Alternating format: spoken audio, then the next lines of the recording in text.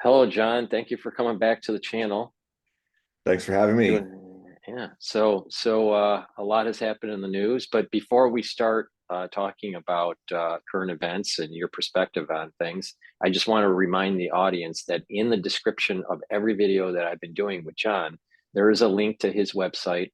So please click that link, and that will take you to his website, and you'll be able to sign up for his periodicals and also sign up for a reading. We'll go into a little bit more detail about what a reading is later in the show, but please click the link, sign up for his periodical, and take a look at his books that he's written over 50 books. So please purchase the books and help John out. So thank you again for coming to the channel. And how you doing, John? Oh, I'm doing good. And just before I forget about it, if people just go to Amazon.com and type in John Hogue, Hogue, and then just click on my author's link, and you'll see not all of them, but you'll see a lot of the books that I've written, and you can kind of check them out and see if you're interested in buying them as a printed book or an ebook. Great, great. Do you think that more people are doing the ebook or doing the printed books lately? I think more people actually do the ebooks. Really? Yeah. Yeah, See, I had this but thought that I'm maybe getting people are more and moving. more people going back to print. I have this feeling that people are moving more back to the print. Yeah, There was this time period about 5 years ago, everyone wanted an ebook, ebook, yeah, ebook. But then all of a sudden that people are like going, they like the feel of a yeah. book, or they Well, compare, in my and books, there's the aesthetic. Right. back here That's you the can kind of thing. see them in the back there. There's a whole bunch of them. That's Yeah. only like half, Yeah. and they have very beautiful covers. Yeah. I did 5 new covers at the beginning of this month with my designer, and getting ready for the Nostradamus project, and the book that a lot of people have been waiting for years has finally got its last title. It's not the Roaring 2020s anymore. It's called The Book of Things to Come, and it goes 4,000 years into the future from main essay themes of main interests of topics of where we're going with politics, with love, with war, with genetics, with reincarnation, with all that, and spacefaring and all of that, UFOs, and just takes it in deep into it takes us through the age of Capricorn, which is the great age after the age of Aquarius, where humanity is supposed to transcend.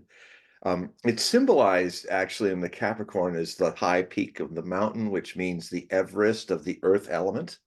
So it's the last time Earth is an age in this grand cycle of things. So it's literally that potentially means that the high peak, it's like you climb to the Everest of consciousness in the next 4,080 to 6,080, and where human beings actually transcend their physical nature and even time itself.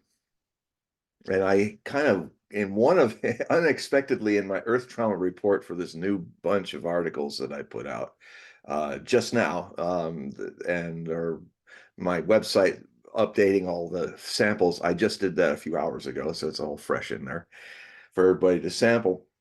But it happens sometimes in medium work. You're going in a certain way. Well, it happens in our shows. We're going one direction. Suddenly I started writing the kind of narratives, kind of unstuck in time, that because triggered by the age of Capricorn idea about the possibility of a lot of the solutions that are maybe going to happen at the last minute. We don't kind of cross over this and cross over that and end ourselves, because perhaps at some point in the timeline, as we see it as human beings, is a linear timeline.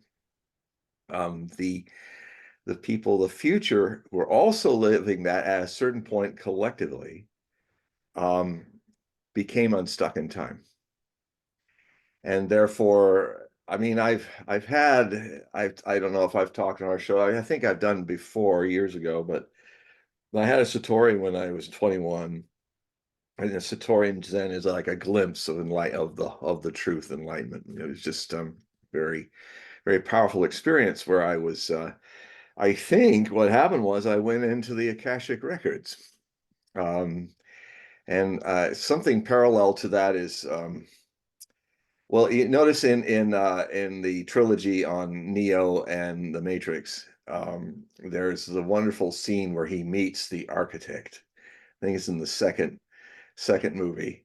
And I was thinking that whole area is surrounded by television sets that are like in a huge spherical, just endless television sets.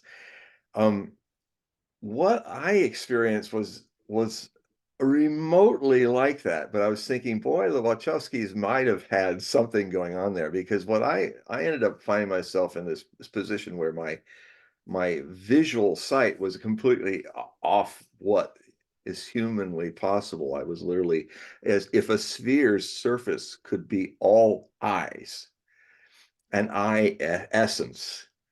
It is seeing everything behind, up and down, and all around in a huge spherical space of seeing.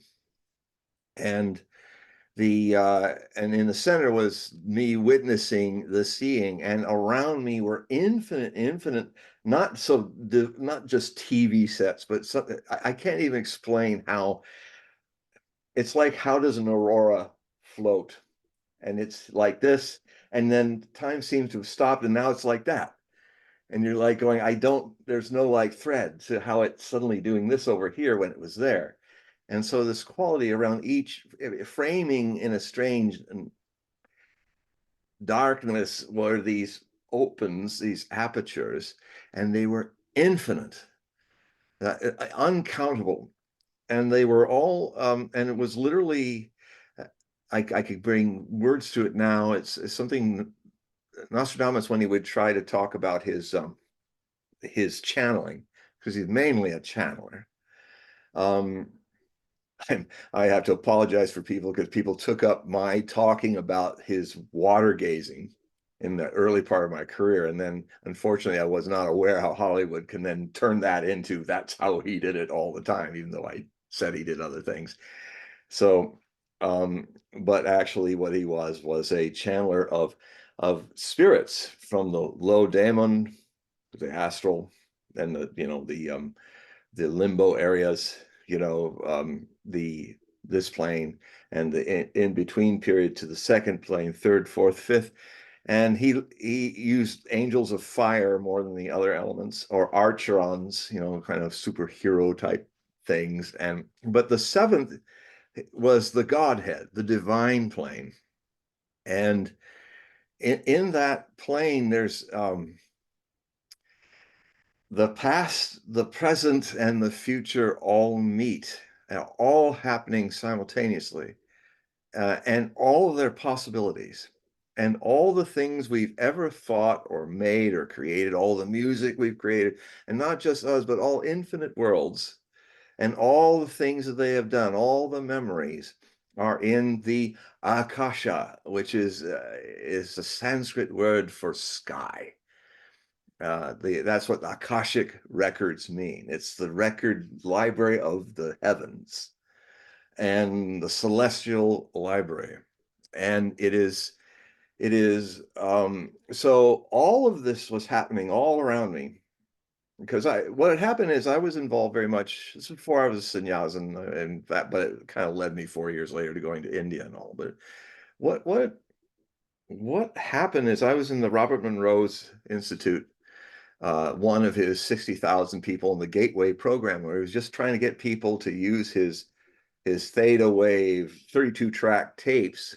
That was taking amazing work, because he was a sound person in radio and all. It was amazing what he did, because what he did is he came to understand that people that are in deep meditation seem to be in a theta wavelength.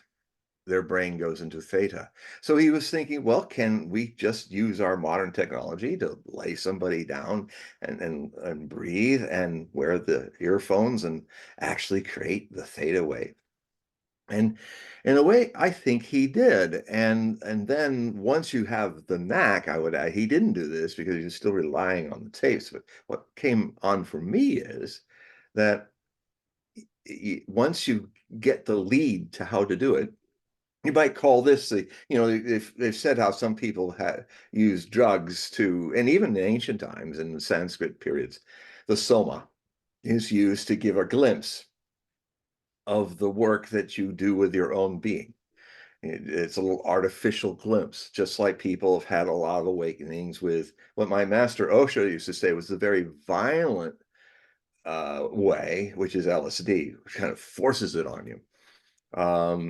And but all the same, a lot of people started, Terence McKenna, a lot of other people started their path because they'd had a glimpse through a soma-like event. Well,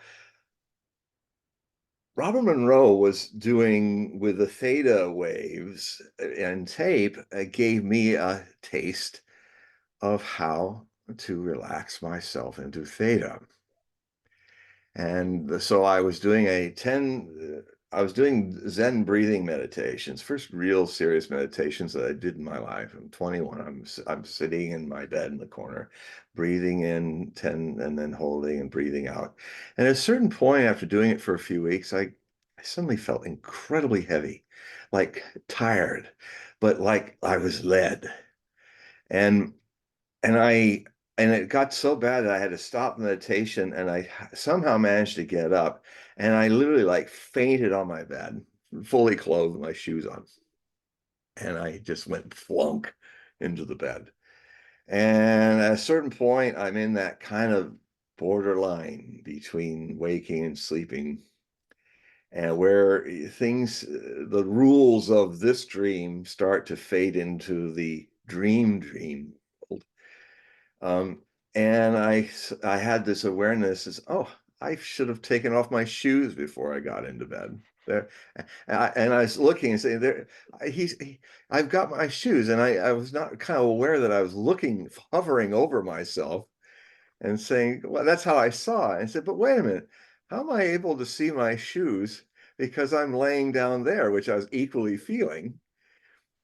And then it dawned on me that, oh my God, this is the most conscious I've ever been in a astral projection ever. I am like in it. And then what happened was that, I mean, some people have heard this story, but many new people haven't, so I'll tell it again, even though it's been years. Um, what then happened was I found my consciousness, my witness, becoming some kind of thing that was floating in the corner of the bedroom up near the ceiling, like over there, looking kind of down in this kind of widened look of me down, seems much farther than normal, down there in the bed, laying there. And I started to hear distant, all around me was a distant sound of something like a waterfall made of human voices, infinite voices. Oh, but it was like waterfalls all around me. And then I began to, this spherical sight started happening where my consciousness began to expand and start taking in everything that was all around it, 360, all this way and all around. And and then whatever I touch, and then suddenly I'm getting bigger and bigger, where the world is going away, and I'm in space, and I'm around planets, and whenever I touched a star or a planet, I became one with it. And and at a certain point, because we're not in time linear anymore, everything began to happen at once, where I was now in the center of, and I was invisible, but I was there witnessing in the center all these infinite possibilities and memories, like a great hall that was circular, like a sphere of infinite, like up there, and then bigger and bigger, bigger, bigger, and then down, down, down, down, down. And and all of them were playing. All of them were playing their stories out at once.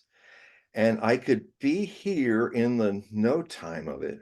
And if I wanted to be in one of those windows, I was there for a million years. But when I came back out, it was just like nothing. But when I was in it, It was a million years. It's like sitting for a million years and then coming out. And so then the voices changed. Something was wrong. And so I started looking around for that little window of this little person sleeping in his bed somewhere, which was me. I got to that place back in the bedroom, and he was now laying on his back in bed, with the covers over, and his face was very pale. And I was worried that something happened. And so I made I had made, not so consciously as I've done in other astral projections, even Ron Monroe would talk about, the more you try to get back into the body, the effort is actually, you have to do the opposite. You have to let it all go. So if you can imagine, if you have a consciousness inside you and you start squeezing it like your bicep, I was like going, trying to get back in, doing the wiggle your toes, wiggle your toes. That was one of his ways. But the toes were, they're just, nothing was moving. And he was like, and so I couldn't get in. So I just was hovering there, and I went, I've died. Because it looked dead. It was pale. And I said, I've died. Something happened and I died in my astral projection. Strangely enough, I wasn't feeling, oh my God, it was more like suchness, such is the case. What else? You can, it's like all those identifications of why me, or why I have all these plans, that was irrelevant to what I had just seen in the Akasha. And so I was there with it. It was like suchness, such is the case that I'm dead, and all whining and crying about it is really irrelevant because I'm dead. But there's an awakening too, because I was watching it. So what I simply did was I just let it go. So, well, I obviously can't do anything. I'm dead. And so I let it go. And then this thing up in the ceiling that was this witness of all this, it started to get heavy and heavy, and it started to sink like a balloon that was losing its hot air, so it couldn't float anymore. It was like grounding. So it passed through the carpet, and I had this amazing experience when that started happening, of seeing things absolutely solid as we see everything, but equally, I was seeing absolutely everything from the inside too. So, I mean, it wasn't just carpet, it's carpet, and I was in the boards of the trailer that I lived in, the double wide in San Pedro, California. I was floating, and as I was going down, I was floating into the basement area where all the sandstone, sandy earth of San Pedro, of Los Angeles area, was there, and then it started to curl and then come up back towards the floor, and then I was seeing myself coming through the boards again, and and everything was getting bigger and bigger, and I could see my head coming in a forest of bed springs, and the bed springs were like, oh, and I was getting very small, the perception, to where my head looked like a planet that I was coming in like a spaceship to. It was that vast, and I was heading right for the nape of my neck, right there. And it was like, whoa. The nape was like gigantic. And then the moment I touched it, everything changed. Immediately, I was in the dimensions of a cold body, and it was as if somebody had grabbed me by the head and gone whack, and with the feet going whack. Like I came in very violently. It was like somebody held my head and whipped my body like a wet towel. Whack. And it hurt. And I was laying there, and I could feel the mass of my body, but I could not feel. I had a pain in the nape of my neck, and I thought, oh my God, I've come into so hard, I broke my neck. And now I'm there again. I'm back. I can't really see. I keep my eyes closed. I'm still kind of feeling this weird of the voices, and I'm laying there, and I broke my neck. I can't move anything. So I just was there with it. There's just no when something like that's happened, there's no time to waste on your pianic little mind and all the things that it's been taught, because it's not relevant when you're in such an experience. It's just a dream. So so I waited. Well, I was just there. I couldn't do anything. I couldn't call out for help or anything. I was just there. So I laid there. And in the span of about 20 to 30 minutes in normal time, slowly, I started to feel my body come back from the top down. It slowly. And when it got to where I could feel my hands, I was so happy and grateful because well, at least I'm not a quadriplegic. I can use my hands. I can create. I can write. I can do things. I could sing. My throat was back. And then very slowly, it got all the way eventually back to my toes, and I could feel myself in. But it was literally, the astral part of me was very not quite integrated into the body, to where I really was a little stuck out of it. So what I did then is what Monrona taught us is when you come in hard, I laid over on my left side and tucked the pillows and watched and let myself doze asleep so that the body could come out and come back in the right way and adjust. So that happened. I woke up 20 minutes later, and I have never been the same since. I I have eyes behind me, below me. I can see out the bottom of my soles if I want to. I've not been the same since. Wow. And so the other thing then happened is that, let's see, I then went to India and was initiated by Osho as a sannyasin disciple, Swami Dhyan Arjuna. Eventually my name was, although it was first Dhyan John. But eventually he said, I always felt he had quite a name for me, but I was afraid of it. But then and on the ranch, there was this one day where I wrote him and I said, I've finally made peace and made friends with John. And it's been a lovely 18 months. Now and one of the most beautiful things about when things are really lived totally is one moment they're freed. So many people hold on to things because they haven't lived them. They haven't burned it at both ends, or they haven't just. And it was amazing to experience how my identity of that name, all it needed was a few months of just being a friend of this John fellow. And then I said, I'm ready for the new name. And when 2 days later, he wrote back and he signed it and gave me the letter. And he gave me the name Swami Dhyan Arjuna, which is like being called in Sanskrit John Wayne.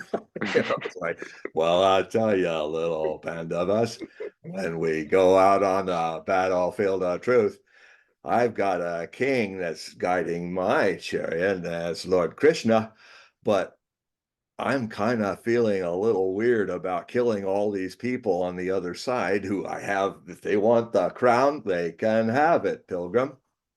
Uh, so, he breaks down on the battlefield, and Krishna, the two armies are waiting to fight this huge battle, which is the Mahabharata, the great Indian war. And it's in the Bhagavad Gita. It's a little chapter in this huge, literally, it's this thick of all the volumes of the stories in it. And so Arjuna was given the crown, but all these other people wanted it. And a lot of them were people he loved, including Dronacharya, his teacher, the one who taught him how to be this incredible archer. And they're all over there. And it's like, so Krishna convinces him of the Bhagavad Gita is kind of a treatise of debate on transmorality. That is, a reality that's beyond the normal concepts of good and evil. and where killing sometimes is good, and peace is evil. Things get a little mixed up. Now, Arjuna debated with him all the way through, and kept questioning him. But the interesting thing, that the first impression deeply that I had about when he gave him that name was not about all the war and Arjuna and all of that. Or a few days later, when I got my new job, which was as a pest controller of the Oregon commune. And, I had this really, we were first a team, then I was alone for the next 2 years. But I had Ravi Dasa was my worked with me, and his father was a like nuclear scientist, and he was a really brilliant guy. And so we all had our handles because we all use radios, and we found a lot of the bars all around Oregon used to listen to us because we were really quite entertaining. And to give you an example, when Ravidasa was calling me, he say, brain to weapon, brain to weapon, click, weapon.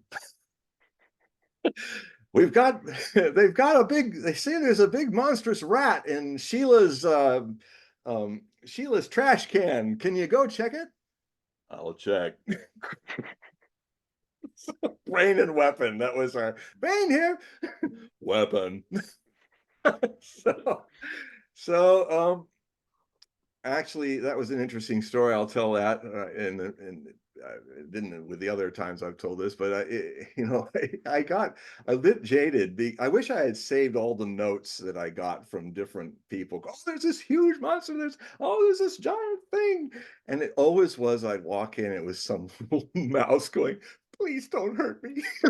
It was like a big rat. He's there. There's all hyperbole all over the place. So I'm coming to the Jesus Grove where Sheila's cook, his Italian cook, was there, and he was looking quite.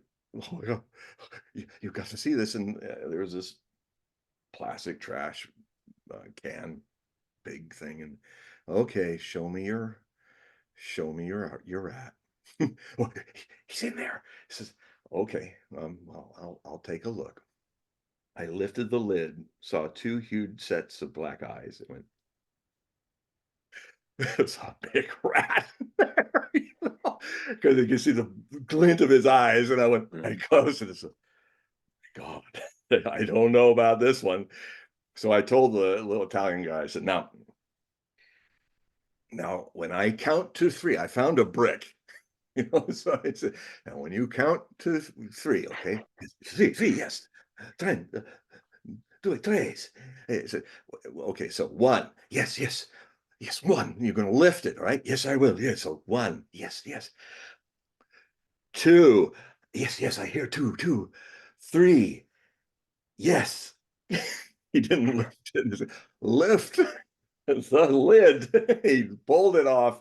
I raised up, and then I went, oh my God, this rat had it was like a cartoon character. This rat had gorged himself on really good food. It was all piled, it was only about this deep, and he was down there. He was about that big, and he literally is like the only part that looked normally like a rat was the head, and everything was literally a pear. like it's almost like he was one of those characters where he was blown up like a balloon, and the hands are like this and the feet are like that. I mean, he was kind of like that. He had gorged himself and gotten huge, so huge he couldn't even lift himself up. And he had that universal look that all mammals have. And it was literally like, oh shit. Because here's the brick. And then fortunately, I dispatched him. We didn't know what hit him. So, and I just retrieved the brick and closed the lid. And that was the end. He became part of the compost. So, um, so transmorality is the thing that Krishna was trying to tell him. But the thing that really anchored me to this was not the warrior and all of that, not the John Wayne part of this. But I was immediately remembering that thing that happened to me when I was 21, because the climax to the debate that Krishna is having with Arjuna is that Krishna shows his divine form. And I mean, if you see some of the wonderful Hindu artwork that shows it, it's like Arjuna's like trying to hide behind his namasteing hands. And there were times when Osho would do his big eye meditation over me that I was like going, oh, please, can I hide behind my hands? Because it's like ultimate nakedness. And he's kind of cowering, looking at this. It's like infinite lines and lines of Krishna's head changing into worlds, changing into angelics, changing into demons, and it's like all of it happening, good, bad, ugly, and glorious. And this the divine form. And finally he says, please come back to your form. This is too much for me. I feel like I'm going to be burned up. And he did. But finally, though, Krishna really lost the debate, says my master, because finally he resorted to the same old thing that all religious manipulators do. He said, it's God's will that you do this. You are supposed to kill all those people. It is God's will that you hold the crown. And you can't argue against that. But Osho, being an enlightened great master, he used to take a lot of those stories and give his own enlightened take on it. And I'm going to write a short story about this based on what he said, because he said if I had been Arjuna, he said I would have said, all right, then if it's God's will that these men are going to die, it's God's will that I don't want to do it. It's God's will that get off my chariot and you sort this mess out yourself, Mr. Krishna. It's God's will that I'm taking my brothers and we're all going, as we always wanted to meditate in the Himalayas. That's God's will at this moment, and then leave the battlefield to these idiots, including the divine idiot Krishna. And so anyway, how can I square the circle after all that? So I continued to have experiences after I came back from India, when I was there for 3 months, 1980, my first trip there. I nearly died. I had 3 brushes with death. I nearly died. It's funny how I have to caress my sahasrara right now. I nearly died 3 times. At the end of my stay in India, the bronchitis that almost everybody had. Back then, India was wild. It was developing nation time, and it was such a shock. Oh, the water was not good. You had to boil your own water, and we were doing groups, so you didn't do enough of it. It was very polluted. It's changed a lot over the time, but then it was real spiritual boot camp in those days. And so I was my bronchitis. I was supposed to have a leaving darshan with Osho, where you get energy from him because of my time to leave and go back to California. And so I was having a little party with my friends, and in the space of 1 hour, I suddenly became seriously ill with walking pneumonia that became severe pleurisy in both my legs. I collapsed. And they literally had to carry me to a rickshaw, 3-wheel rickshaw, and carry me to the number 70 Corgan Park Ashram Medical Center, which they sent me there because usually I wasn't a resident. So it was like big taboo that I wasn't part of the permanent communards at the time, but that's where they sent me. And so I'm put into behind a veil in the main room there. The screen is closed, and I'm laying there in one of the waiting beds, and I'm literally convulsing. I'm watching myself. There inside, I'm just watching myself going like it was happening to somebody else. And I think my fever was approaching 104 or something like that. It was and at one point, a lady from Switzerland that I still contact, she just came and this little young woman, and she put her hands on me, and she took the shivering away. And she was a real healer, you know, just, and then I looked, I said, thank you, thank you. And now outside of the curtain were two yelling, well, one screaming woman and a very calm voice, a very British voice responding. And so who, the man that, so anyway, there's this English lady is like, well, he's not a communard.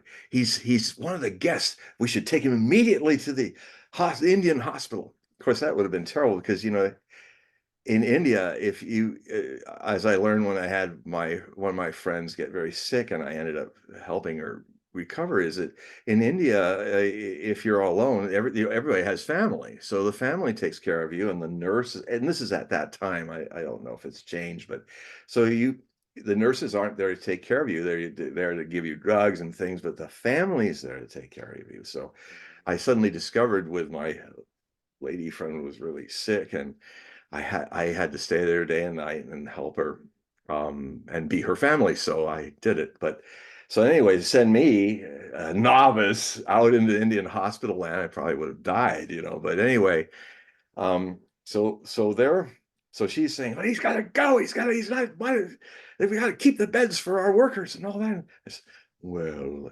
you've got to understand that he is really sick. He's really sick because he had seen me in this big, tall stork of a British man, and with this beautiful, mellifluous voice. He said, so, and she's still, and the more she gets even more, well, he's like, yes, I know, but this is it. And he later became a good friend of mine, and this Osho's doctor, actually, Dr. Amrito. And and now, just because of what's happened recently, he has now been given the job. We used to sometimes, when he'd be finished with Osho taking care of him, we'd go off a few blocks down to the five-star Blue Diamond, to its bar, and like authors, because he is an author, very good one, and usually do, is they, you know, down a few gins and that cancerous IPA beer in India, which had lots of glycerin in it, like it was literally come out like gunks if you could pour it out. Um, and so we, oh, this is an idea. You take this idea, and okay, you take this idea. I'm saying, and yeah, so now he is actually because Jayesh, who has been the person who has been running the place since Osho left his body in January 19th, 1990. Now he is head of the Osho Resort and the OIF and the whole thing. He hasn't said anything yet, and I just sent him good energy, because I used to say when we were a little buzzed and we're looking at each other and stuff, he says, you know, because when he got the job after Osho left his body, I said, you know, I am so glad that I wasn't chosen to get your job. And I almost at the right time I might send him a little email and say, well, I still feel that way, you know, and get him to laugh or something. But anyway, so but he kind of saved my life. So, and but that's how things have changed with all that, and the organization and stuff is a story I will say for another day, which is really a study in seeing how a living religiousness becomes a religion, and how we all, the exoteric part members of it and the esoteric members both have their part in this interesting drama of how this happens. Um, and there's been a lot of arguments on YouTube or Facebook. You know, a lot of the sannyasins in their top chat rooms argue about this one quote that Osho made in the Ancient Music of the Pines, which was a book on Zen that he did back in what we call Pune 1. I mean, that was before the ranch. I was at the tail end of Pune 1. And then when the ranch folded, there was Pune 2, and I was there for that as well. But he basically, I had to point out to all these people having this huge religious argument with each other, is I said, wait a minute, guys, it sounds like you're all missing whether you're on the side of one side or the other. Don't you remember the first three words are really fundamental in understanding? He said, I am creating two groups. The master creating two groups. Now, so they're not like supposed to be, there's got to be, so it's funny how that everybody was not listening to that. And I said, so all your arguments are not taking into account that there's a device here. The master said, I am creating these two groups. And so, because they both have their function. The people who preserve the words, preserve the temples, who make sure that the teachings of the master can live for thousands of years, have their role to play. And he said fundamentally what will happen is the people who are living the teaching, the esoterics, will at a certain point, because they're naturally rebellious, they're going to kind of one after another be kind of cast out, so that the foundation, that can build upon that, can happen. So, um, so the but that's another story. The story I want to stay with is how I somehow managed to get back, because I was laying there in the bed. I could start hearing the music a few blocks away, wafting through the sitars and the drums, waffling through the banyan trees. And what he would do is, the energy darshan, he was doing this experiment with energy darshan, where he had a little switch where he could, with his foot, turn off all the lights in the commune at once. And everybody had to stop what they're doing and just kind of get into this kind of group energy that he was building. And he would surround himself with his female channels, and they would just dance and just get into this pure feminine wildness, just dancing and be so kind of grounding the energy. And then he'd have people who were leaving, he would lean forward and touch their third eye with his thumb or his forefinger, and just imbibe them with this energy. And I so wanted to do this, but here I am laying under a mosquito net on a wickery kind of bed, and I'm feeling, actually, my right lung has ceased to function, because now it feels like a cold alien object in my chest. It was colder than the rest of the body around it.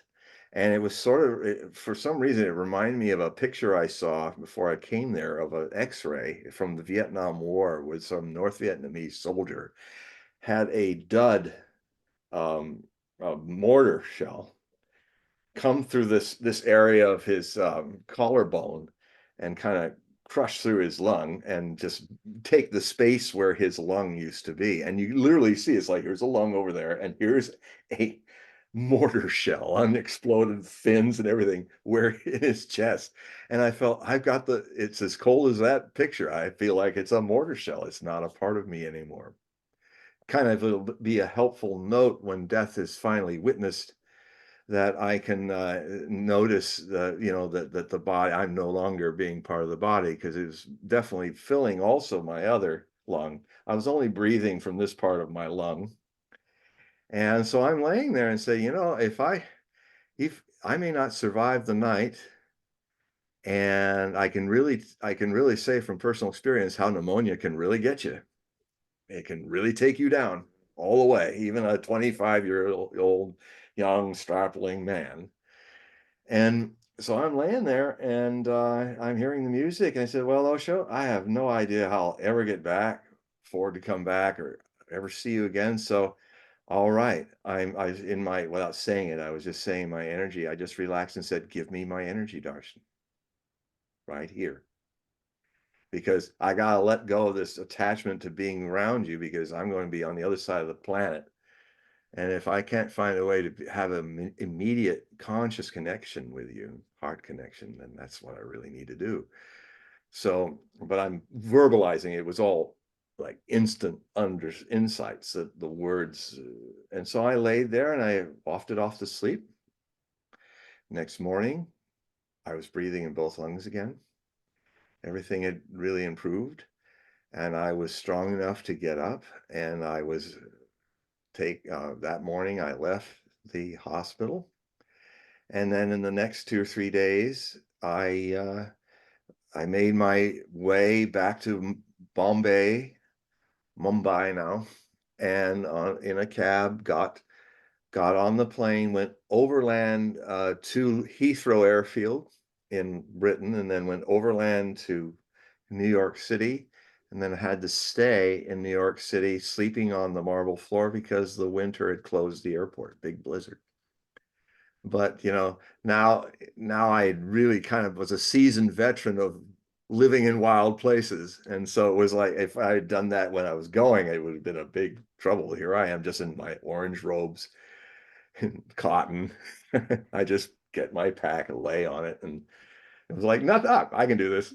I just almost died and I just come across the world and I can do this. And so I slept there and got on in the morning. There was a flight out. And then I have a picture. Sometimes I show it on my website, a picture of me when I finally got back to San Pedro, California. And I'm like this little stick neck. And, I'm grinning and I'm like, ee. And my doctor saw my tests and actually called me to you get your butt down here. He's the guy that say, take 2 pills and I'll see you after golf. So I went to him, and he was into Zen, thank God, as outside of California being all woo. Because what I told him, and he said, look, you should be in a hospital. You have severe pleurisy in both your legs. I don't even know how you're standing. And I smiled at him and I said, I am standing because of the grace of my master's healing. My master's energy has carried me all the way back to Los Angeles.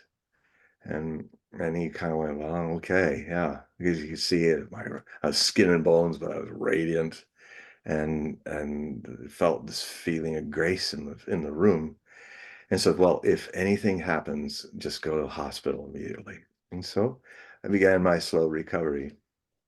Um, and then a few months later, on Ash Wednesday, 1981. I was going to, we had Utsava Meditation Center down in Laguna Beach, and from San Pedro it was about a 2 hour drive through the city. And I was getting ready to go. And then at some point, I suddenly felt like there was a huge, big boot, so big that I couldn't even see it, like I was the smallest little microbe and I couldn't see it, but I could feel it over my head, and it was about to step on me. And so I had this, I was feeling, I think I'm going to die. Something's about to happen. I was going to go down and see my girlfriend Sannyazin, who was going to make dinner for me at the center. I was hovering at the doorway, felt like I don't know when I should move or go. And then suddenly some invisible hands thrusted me off the threshold down to the car. I got in my two-door Maverick. Um, uh, and 45 minutes later in Long Beach, California, I'm going through my green light, and some Mexican illegal alien driving his brother's huge station wagon without a license. uh, Tried to run the intersection and hit my driver's door at 55 miles an hour. My head in recoil, I was seat belted. My head in recoil hit the window at 55 miles an hour that way and knocked me out. But what I experienced inside my thick head, it's amazing how the blows this has taken without much damage.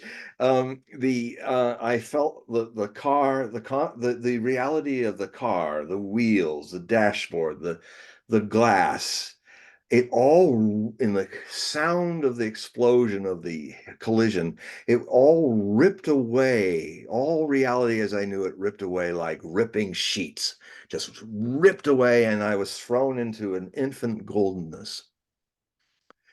And in that infinite goldenness, um, I was not thereing. In fact, Robert Monroe had really wonderful ways, especially in his far journeys, his 3 books. He really taught me how to talk, use linear language to get a little closer to something that really can't be expressed in a normal way. Because what happens here is not what happens there. It's a different thing. And so I am in this infinite goldness, and I am not thereing in that infinite goldness. And there's 2 others not thereing too. And we are not sitting there, and we never said anything, but things were heard that were never told. So these 2 impressed, without saying a thing, impressed upon me, if I were to put it into words, that you're home now.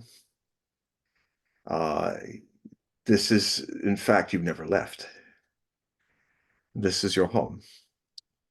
And and then they impressed upon me, and they said, and it was a complete, like, open-ended, no judgments for and against, like pure communication of suchness, tathagata, as Buddha would call it, that such is the case, that you are in this infinite goldenness, such is the case that you are, that we can talk to you without talking, and you understand without thinking.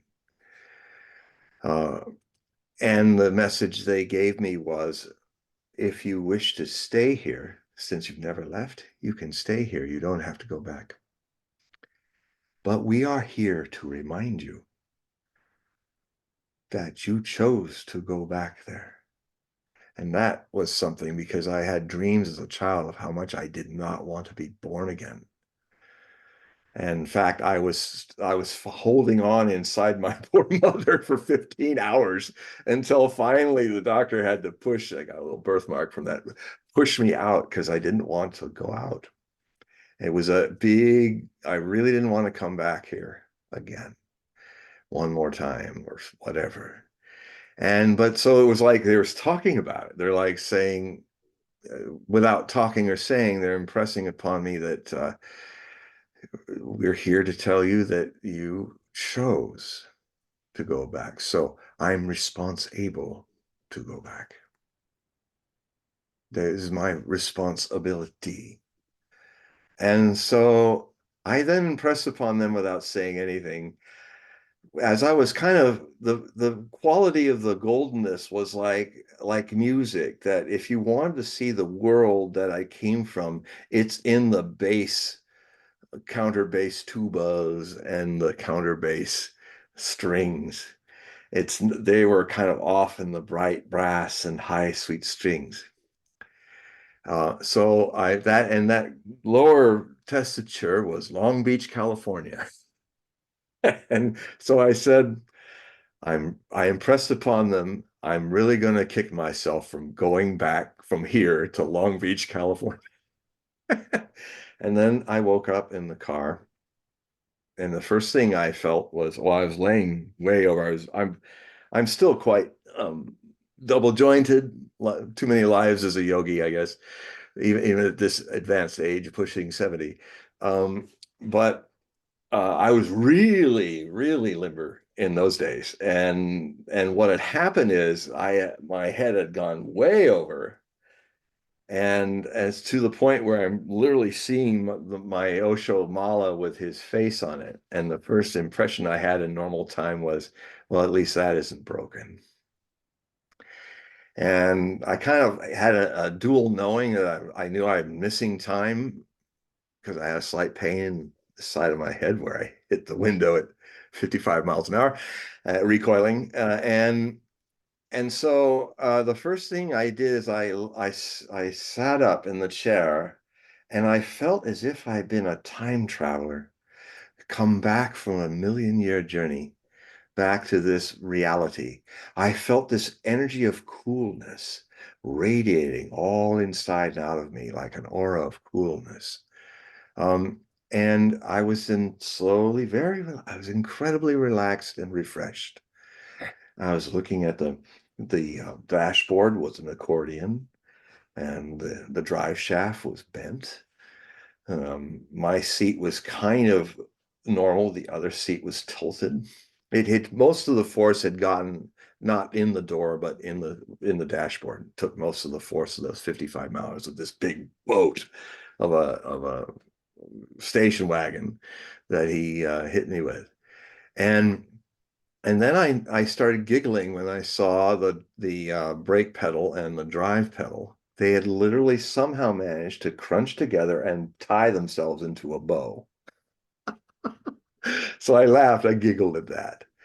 Now, while all that's happening in the car for me as I'm coming back from some distant experience, I later on, I got the reports of what was going on outside with all the people watching what was left of this crash and watching this very pale man with his head way too far over. So everybody assumed, including the paramedics who were working on the guy who hit me, who had bashed his arm pretty bad in his own act of running the red light. And there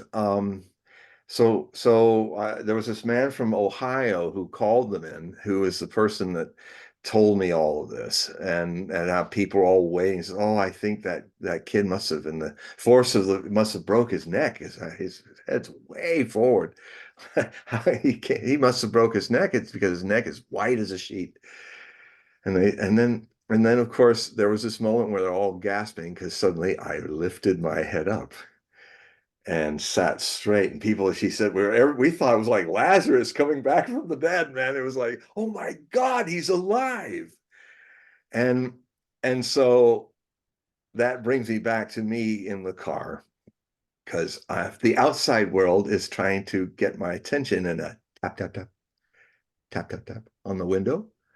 So I look over and I see one paramedic who's nose to the glass trying to talk to me. And the other paramedic's got the jaws of life. Boom, boom, and he's ready to open this thing like a crab, this car, and pull me out.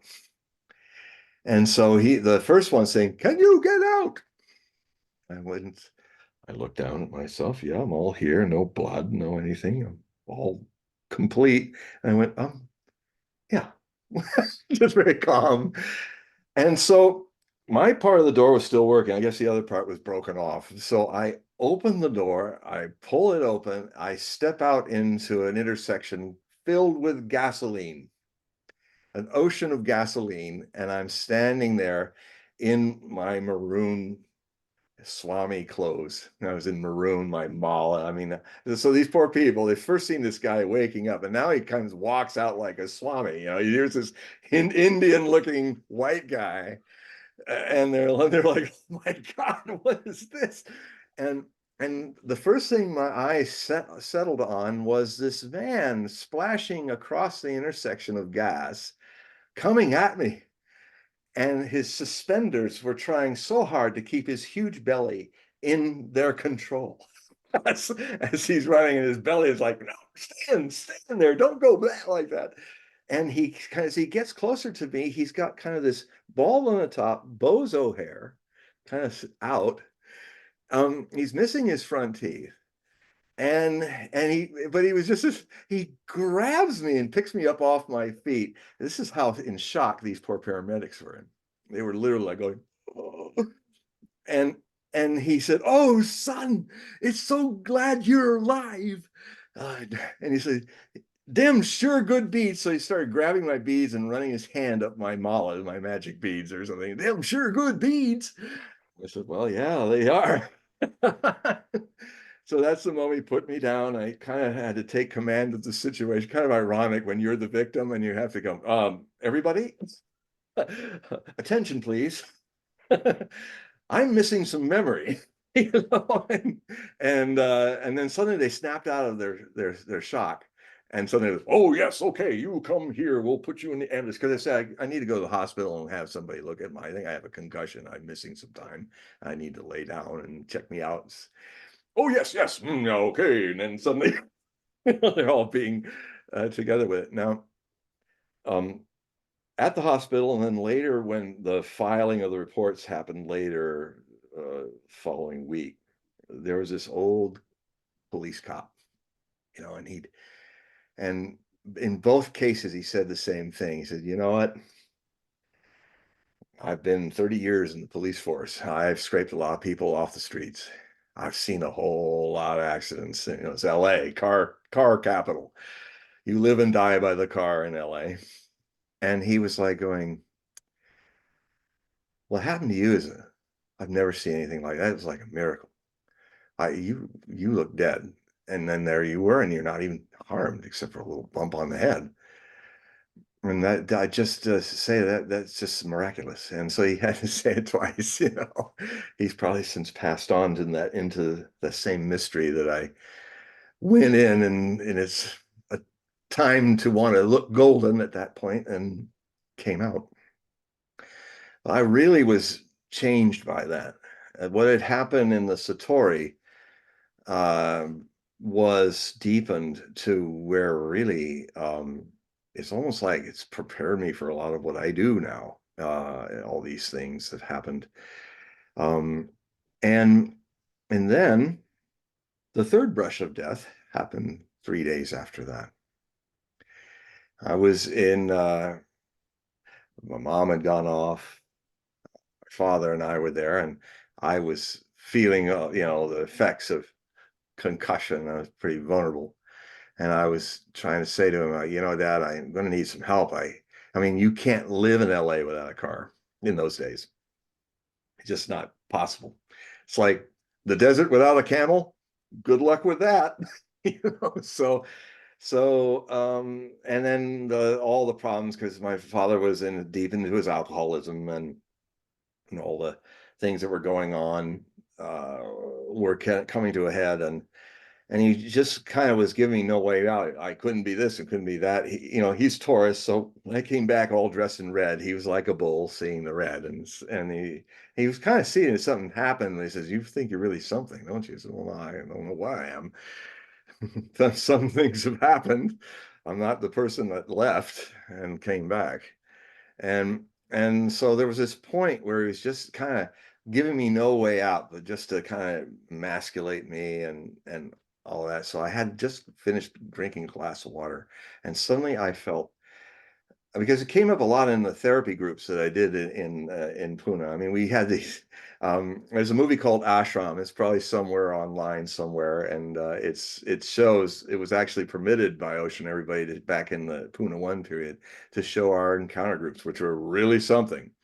I mean, everybody naked in padded rooms with all these, some of the best human potential movement people in the world all ended up disciples of Osho. So it was truly catharsis at its peak, and you felt like you burned through 1,000 lives every day in those rooms. And I highly recommend the whole world go through that. If they had a super group, if everybody could be in a super group for 3 weeks, it would end war. It would end a lot of the things that all this savagery and stuff has to have an expression. Um, and if you can do it in a protected way with people who are going to watch you and make sure you don't go too far or anything like that, or hurt anybody or yourself, um, then in that situation, you really can let go. First, you let go all your clothes, because just like the people in the Naked and Afraid shows, at first it's a shock to be around everybody naked, men and women and everybody. And then you get over that. And then there's this weird innocent thing that happens. You start to, well, this is humans in their skins. These are humans not wearing their ego costumes anymore. This is where we're just these naked people, like the animals who don't wear pants and ties. It's like now we're like, it's almost like this beautiful innocent thing takes over, where we're all a bunch of hamsters in the cage, just being hamsters, human hamsters. And so it was amazing. I'll be writing a lot about the things that happen in these groups, because it was really unique in the annals of human potential movement, but also of just how the kind of crucible that people go through in spiritual paths like this. I've never been anything quite like what we did. And um, so so anyway, one of the things I learned, I had this breakthrough where everybody's calling me a phony from Southern California because I was like, I like you, I really like you, and I had this squinted, too much sunshine face, where I was always like, hi. It's just, and then I had this run around with a red-headed, green-eyed lady from Holland who who we ended up triggering each other, and what, long story short, I'll tell more of the story at another opportunity. But what happened was I discovered that my survival mechanism to survive my father, who I dearly loved, and he loved me, but he was a used to be an Army Air Corps champion boxer. He grew up in Watts, the only gringo when it was a barrio then. So even as a kid, he had to fight his way to school and fight his way home. So he had a rough life, and he coped with it by drinking and smoking and drinking remarkable amounts of alcohol that I could not imagine. Of course, he died at 71, kind of burned him out. But um, he I to you never I've discovered that I suppressed my anger because if he were drunk, and he wouldn't want to do it, but I just realized that it saved my life. But it also, all these programs that we get into, these copium programs that, they're not to be condemned.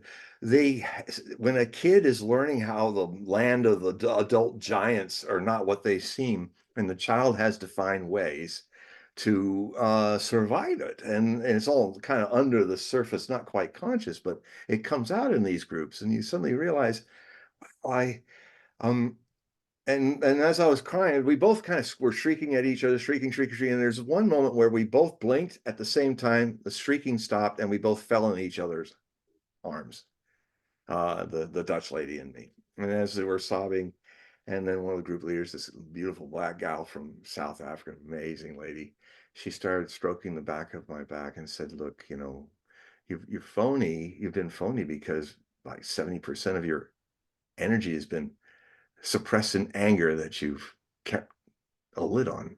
And now it all came out.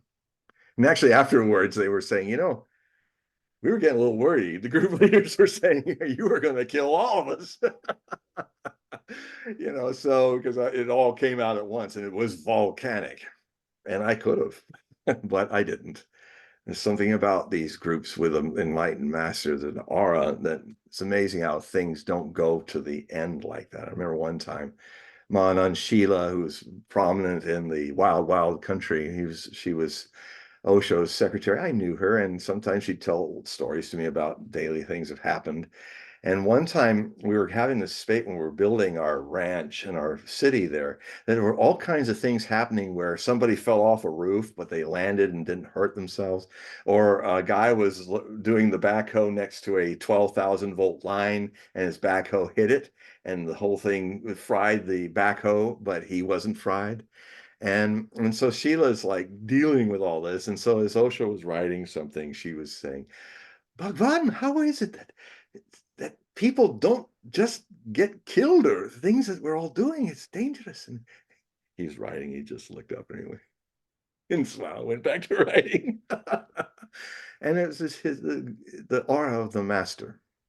It's the aura of a great master is able to, I don't think he even knows how it's done. I mean, I think there's the real story here is that a lot of things that are incredibly spiritual are not will driven, because it's beyond will. It's just like, and it's like the millipede can walk on a pair of 500 legs perfectly as long as the millipede doesn't think about it. And there's that Aesop fable story when the bunny asks him, how are you able to do that? Well, I never thought. Let's think. And he falls over and says, you darn bad bunny, look what you did to me. I can't walk anymore. And there is a quality, a higher spiritual reality that non-doing attracts happening. And it has to be a point where you're indifferent or better, you're in a state of indifference. Because when people think of indifference, it's always, well, I don't really care. Well, yeah, it can go either this way or that. That's passive aggressiveness. But indifference is neutral. So it's like open and available, but without any design, just being kind of in a sense of ignore sense, where you're not like identifying with things, but they're before you and you're hearing them, you're in the world. I mean, you know, I'm seeing my bookshelf in the back there, but I'm not like going, what's that? Why is that bookshelf there? You know, I'm not identifying with it. So there's this quality. It's not like you're ignoring it and pretending things are not there. It's where you're just neither this nor that with it. And then a lot, it brings you into the center of the moment. And then a lot of magical things happen effortlessly, and you're not even anticipating them. You just are then learning a spiritual response ability where, and it's something you don't have to achieve. You are this very nature of your eternal present self is this. And then you come back to it. You had it when you were born. It's innocence, innocence. And it's interesting because Osho, Swami Dhyan Arjuna, or Dhyan Arjuna, my name means Dhyan, meditation, Arjuna, innocence. So it's my path, it's my potential in the name. Whether I fulfill it or not is really up to me, not up to the master. The master doesn't do anything. All the happening happens to you because of the context of a master is a human being that's living in that complete luminous potential that all people have. You know, if you were a wave in the ocean seeking a wave master, the wave master makes you aware that the surface of you, which you thought is who you are, has nothing to do with who you really are, which is the ocean inside the shape of the wave. That it can continue to gain new containments for it, new lives, millions and millions of lives as shapes of waves, but it's always the ever-present, ever-eternal, oceanic beingness. You know, God is the personification of God is an imaginary friend for adults who cannot feel the godliness within. You can't find it, I would contend. Don't believe me, don't disbelieve me. Test everything I'm saying through your own experience. I know you'll come to the same conclusion, but it doesn't matter what I say right now. It has to be experienced. So there I was talking to my father, trying to, and then what happened was all that pent up 25 years of suppressing my anger, I could feel it in my heart building. I couldn't stop it. It was like I wanted to, but here I got the glass in my hand. And then I suddenly let out a shriek that was so loud that some of the neighbors almost called the cops in our trailer park, but they didn't. Again, grace of the master, didn't get anybody to interrupt a very important moment for my father and I. I took that glass and with all the hate and anger, I said, God, I threw it into some of the cupboards of the kitchen and shattered into a million pieces. And I said, I hate you. I wish you were dead. And he leaped out of the chair. I leaped towards him. He leaped towards me. And in the moment we touched, because it was like a fight, I went back into that space again. I was in that complete let go. And I was watching him very impassionately from a distance inside of myself, watching him he was mad. And he didn't hit me, but he was like, he was kind of unhinged by what I'd said and he couldn't even fight. And he was just like rolling me back and forth in the glass on the shag carpet. And then I said, Dad, Dad, just this is quiet. I said, if you really want to kill me, just hit me here where I hit the car. If you really want to kill me, just punch me right there. And he let me go. And then this rather comical period happened after that, where we're, my God, what if mom comes home? We're both in trouble.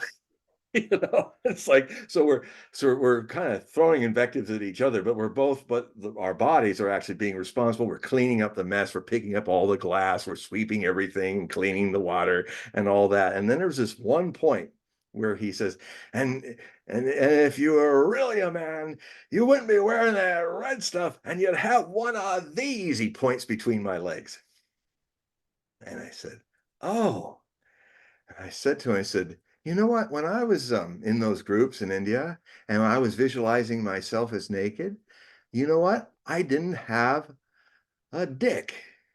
And you know why? You took it from me. When truth hits us, the mind and the ego can try to stop it. But when it really hits the spot, it's like, oh, it hit him like a blow, and it was like, well, oh no, no, that's not true. When it's in there, it's in there. So, no, the snake didn't bite me. And then what happened after that was he got in the lounge chair, and I sat before him, and we talked, had a little more encountering, and then I kind of lost it. My brain was a little addled from being hit, and I kind of did one of those whoa, and just kind of fell into my own lap. And he immediately became sober, and he said, "No, son, it's all right. It's all right." And then I sat up again, and then with a different voice now, I said, "You know, we've it's not about me making you wrong or you making me wrong. That's what we were doing for God knows how long. It's not about that. That's just wasting time. It's what's happened is that we've we've walked through this life together, and and we don't know who we are." And he sat back in that chair. He took that in and he said, "Yeah, I don't know who I am, and I've got to find out." So he left that evening, went into a hotel room, and just with himself, just get out of the whole scene. I think on the third night, he looked into the big window in the bath thing and he said, I got to go to AA and I got to stop drinking. I got to change my life. And that was his beginning of a very beautiful transformation that, fortunately for him and me, uh, we we ended up being really good friends. And it was a blessing because there was a time in my life as a child, I really thought of picking up a bat and hovering over his side of the bed when he was asleep and break his head open. And I have compassion for kids that do it, unfortunately, and have that. I mean, I was lucky I didn't do it, but it's amazing. That's why you can never give up on people, because you can go in such deep, dark places of hatred only because deep down hate is also deep love. And so, but we had to go through these catharsis. We had to blame each other. I had to see that my survival mechanism, though it saved me from being killed by him in a drunken stupor, it was a high price that I wasn't okay with being angry. I was Mr. Nice Guy. I was the child of the alcoholic, classic child of the alcoholic, trying to make everybody happy in the family. Um, and and so it changed. And then the last time I saw him was in early 1997 in Sepulveda Beach, or in California, when I was down there, and I was still up here now in Pacific Northwest. And I remember I crawled up into, he was in the passenger seat. My brother had this big van and the family and everything. I crawled up on his lap and I hugged him and put my head against his ear and I said, I love you, Dad. And he said, "I love you, son." And then, to my surprise, as much as to his, I said, "Goodbye." I had this, there was a premonition that this was it. And it was. And he stopped. He could feel it, it's a little vulnerable in his heart, and he let it go. He said, "Goodbye, son." And I went back to the Pacific Northwest, and he was having trouble with his enlarged heart from too much alcohol, and he was he had these moments. Well, his last girlfriend was a secretary in Riverside, California, of a mortuary. And so my father had a great sense of humor and said, "Well, son, I think I planned that good. When I go, it'll all be taken care of." So anyways, with her, and he's got his walker, and he feels this profound blackness that he said was like solid. It was like real. And he could feel it coming from his toes, climbing up his legs. And the moment it touched his heart, he was completely blacked out.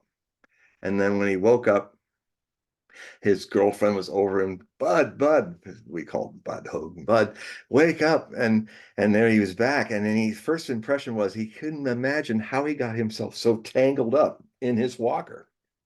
I mean, it was like he said, "I don't know how I got myself so tangled up like that when I obviously fell down." And so he was having these moments, and she had a nephew who was a baby and had been in an auto accident, and this kid was an old soul, amazing kid. I met him, and he so my dad used to drive him around, take out the folding wheelchair for him and all, because he was all like bent up, but he had this beautiful soul in him. And it's because of him that I know how my father died, because my dad, being my dad, was a big strong guy, even when he wasn't, he was told, "Now don't lift too many wheelchairs and stuff like that." So he has Camaro truck, and he got the folded it into the back, and he closed the gate, turned around, and obviously what he heard, this boy heard, he went, "Oh shit." Like that. My famous last words of my father, very Bud Hogue, "Oh shit." And what was happening was he was starting to faint again. So he was having one of those black spells. And when it hit his heart, he fell down, but he wasn't killed by it. He probably would have recovered. He fell back on the toe ball on the back of his head, which he had injured before. Oddly, they would do that again. And I think that's what took him out. So, but it was amazing. That's why even now and I tell you, things now are developing in the world in these wars that are really bad, a new dangerous territory, that really are putting the shock of Adiyevka falling in Russia, the Russians taking this fortress city. After 10 years of siege, it was taken in 2 days. It just fell apart. When that happened, the collective dumbheads of Europe and America started to panic. They realized, "Oh my God, we're going to lose this war. No, we can't think that way." So now I've been hearing them talk crazy talk about actually finding a way to get NATO to bring all of its forces in to block Odessa and line them up against the Belarusian northern border. And Russia's saying, "If you step 1 foot into this war, we're at war with you." And we're already at war with you. I mean, you're now these German generals were caught red-handed talking about, this plan to blow up the Crimean bridge with storm shadows or Taurus, the same version of a cruise missile, like sending 40 of them at and taking the bridge down, which won't change the result of this war, because the Russians have built a new train track on the land bridge too. So they don't It's not going to change the fate of this war. Ukraine is losing it, but the problem is now we're really in a dangerous place because the United States is so lost in its hegemonic perception of itself. These leaders, this two-party system, which is one uni-party of the deep state, cannot conceive of losing. And that's very dangerous because if you cannot concede of losing, then you may escalate yourself into taking the world with you and call it something else.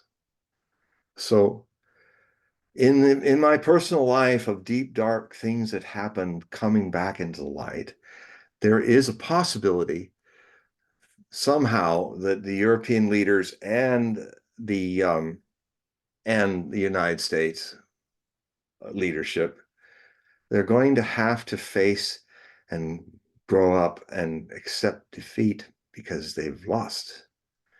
Now, I mean, it's time for this young country to grow up and not be a child who, I never lose. How do you do that? I'm going to throw a nuke on you. You know, a baby country with nukes. What a concept. Now, Russia is an older country. It has lost before, it accepted its defeat in the Cold War One, and then it was exploited very badly by America and others who wanted to finally do what Charles XII couldn't do, Napoleon couldn't do, and Hitler couldn't do. Now we'll go in and seize Russia, break it up, privatize it, take all of its great resources that we've been envious to have since the 1700s as a European stock with one track mindset, whether they're Europeans in Washington or Europeans in the other capitals. It's childish. It's childish because they're seeing, well, we're just coming in as peacekeepers, so the Russians won't hit us. Well, my friends in France, Macron, and all you people, what does the word peacekeeper mean, you children? Peacekeeper means that you've already made peace with the people you're not even talking to who are in full-scale war with the proxy that you've backed up, even with your own officers in underground bunkers helping them blow up Russians, bomb Russian cities. And they've been incredibly restrained because they're adults. They know where this can go. Thermonuclear devastation. And we're all alive, thank God, for the Russians having level heads, because we would have blown this up in the second Cold War that started in 2014, when the West and America and allowed, and Victoria Nuland was the main architect of it, and she's still around in the State Department, had created a coup to overthrow the democratically elected government in Ukraine and replace it with a provisional Nazi regime, which changed all the rules, and all the third or 40% of the country which was Russian speaking said, we didn't vote for this. This isn't democracy. This government, it hates us. It wants us to be expelled or destroyed and take all the land. And so they had to stand and fight. And that's what they've been doing since 2014. This war that started in 2022 February was already 8 years of civil war going on there. And I've been reporting it. Hogue Prophecy has been reporting it. And finally, I'm not so alone. There's a lot more people that are now coming around to this. And so Krishnamurti used to say, you are the world. And if you go deep into that, and to witness the entirety of that, if you are the world, then you're all the potentials of its good and evil. You are Hitler and you are Christ. You're Emmanuel or you're Genghis Khan. So and everything in between. You are the world, all its wars and its peace and its its pieces that are actually preparations for war are exactly the things you can witness happening when you're having a not having a drama, but building up in a peaceful veneer for another drama. And if you can then begin to witness, you are a microcosm of the whole world as a watcher, is what meditation's supposed to mean. But it's the word is the worst word to use for it in English. Contemplation is not what meditation I'm talking about is. It's about being here now, witnessing this body, mind, and the world. And in the witnessing of it, understanding happens on its own accord. Things begin to drop on their own accord because you cannot transcend the mind. You can only understand it through witnessing it. And in the witnessing, you're not giving it energy. You're not making an effort. It just happens that if you're watching your mind, it just so happens that the mind is not being fed. You're not trying to change what's happening. You're just watching it play as it plays and where it goes. And if you try to fight with it, you just strengthen it. If you try to, if you're in a panic and you try to stop panicking, you just get more panicky. All you can do is just let that go and watch it. And then what happens is the next moment goes by and suddenly you're not panicking anymore. Where'd it go? Where did this thing that was going to drive me off a cliff a few moments ago? It's not there now. What? Because the mind exists with our identity to it. So you start to learn more and more about that. So a lot of these things that I've gone through have really helped me see this. And it's given me understanding and compassion for everybody because that's what happens when you're an anger type. Every ego has a Gurdjieff used to say this in his Enneagrams. Every ego has its certain persona, main force. We have all these things in us, anger, greed, fear. But in my case, my dominant ego trip was anger, which can become compassion. Now, the other person is a victim.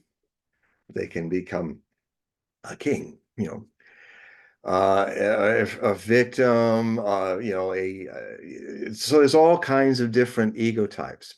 About, I think, 8 of them in the Enneagram that Gurdjieff created. It's mostly been used and often kind of turned into new agey stuff by a lot of different movements, but the source of it is Gurdjieff in his teaching, another great master from the 20th century.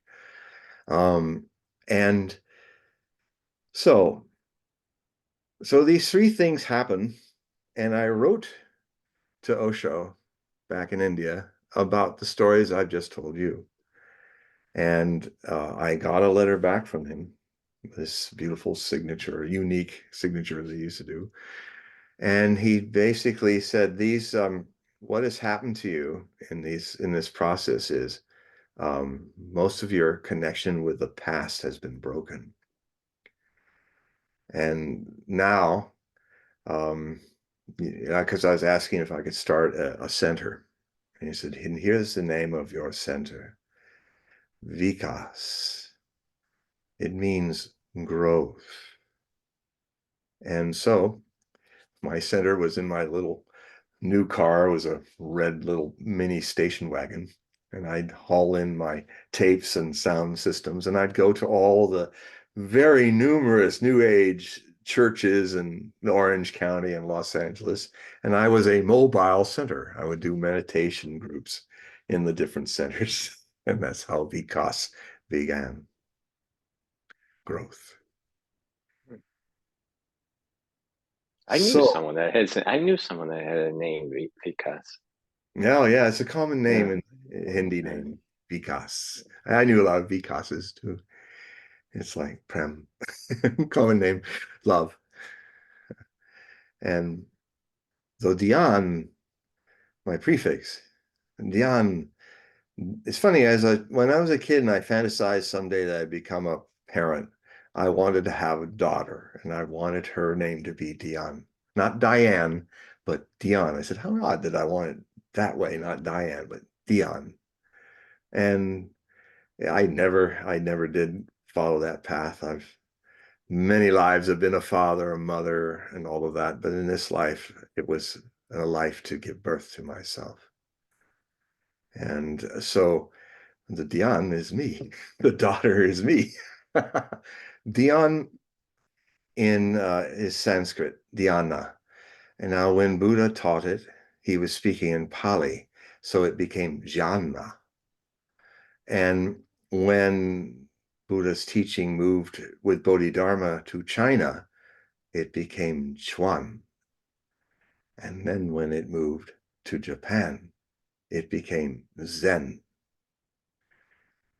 Zen transcends the Buddhist teaching. Actually, it is the flowering beyond Buddhism. People call it Zen Buddhism. That's incorrect, in my view.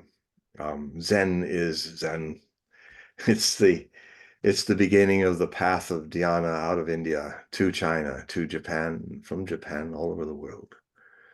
Zen is meditation, and it is pure witnessing. It's a beautiful statement. Walking in Zen, sitting in Zen, whether active or inactive, one is always at peace. Even at the moment when the samurai's sword is unsheathed and coming at you, the man of Zen smiles.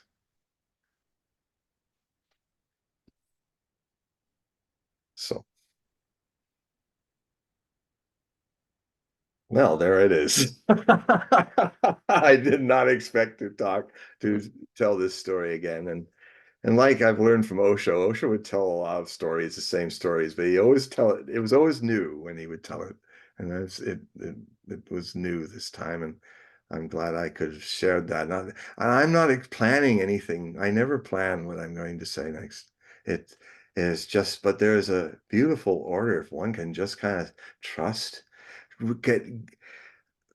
People make the mistake of thinking that faith is synonymous with trust.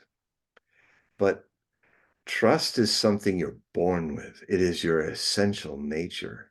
And faith is borrowed because when you're a child, you don't come in saying, well, what's the faith here?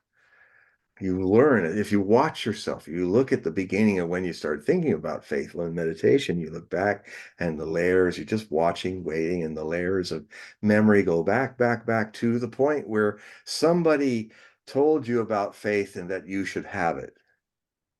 And what they're really trying to mean is something they've lost, like all children lose when they grow up. And because faith is kind of like a shadow of the projected on the wall of the light of trust.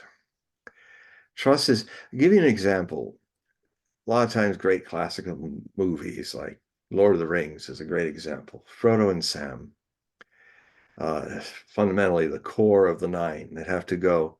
I mean, Frodo, he didn't choose it, didn't want it, but it was clear that the ring was his to take back to the crack of doom. And rather than get all caught up in his ego and all, he just said, well, what do I do?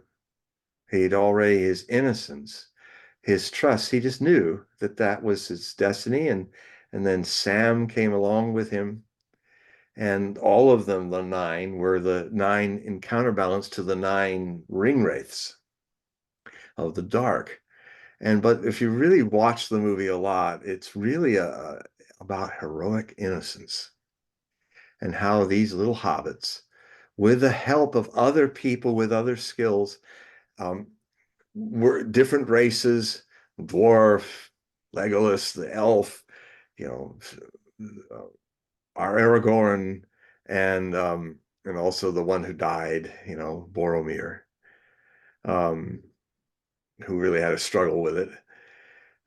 They eventually all helped each other, even when they had to let go Frodo and Sam. They had to go this way. And that beautiful moment, where they're on the riverbank and Fellowship of the Ring. It's one of the most beautiful parts of the music of that is where they hear the Fellowship theme, in a higher octave. Da, da, da, da, da, da, da, da, da, da, da, da, dee, da. And what he then, then there's this moment where Strider's not so much Strider anymore. A little bit of the Gondor king comes out of him, and it says, um, no, we have to find Pippin and Merry. We have to go because the orcs have carried them off, um, so it's not over yet. And then there's this beautiful part where they kind of grab each other's shoulders, and you hear that incredible descent of it. It goes ah dee da da dee dee da da da da da da da dee da da dee da da da. Like it settled, it anchored. They got their center again, and they go off to try to find Merry and Pippin. It's just a beautiful moment, a very Wagnerian moment where in the Gesamtkunstwerk concept, you have the art form of music, the art form of drama, their sets and designs, and how the two become organic.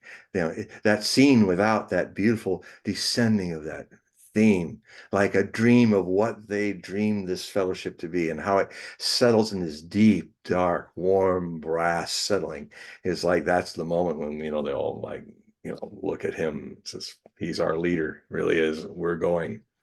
And then they run off. And then you see Frodo and Sam going off into that whatever that horrible place they were going into. And it says, I don't think, Frodo says, I don't think we'll ever see them again. And then Sam says, we will, Mr. Frodo. We will. Now the reality of innocence being the center, the trust being the center, it makes you prescient. What was interesting about that whole series is just that it was kind of like, I see the Lord of the Rings as almost like an end of a Hollywood era of how to make movies. Yeah. Like back in, during the kind of Ben-Hur kind of era, right?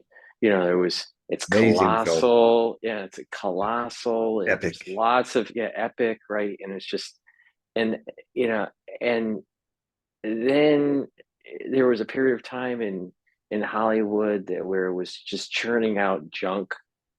But there was this period with Jackson that Yeah. decided, he's going to make this epic film that no one thought he could make. Yeah. And, it was cutting edge with the cinematography and the CG and the costuming and all. I mean, just everything about it, the craftsmanship of it. I just don't think it was almost like the end of an era in Hollywood. That whole series, it was the end of an era of how movies would be made, and the craftsmanship and the long arc of filming that kind of series. I write about this a lot. It's one of my best articles in the Hogue Prophecy Report. I've I mean, for me, it wasn't the end of it. It was a resurgence of something that happens in the art forms.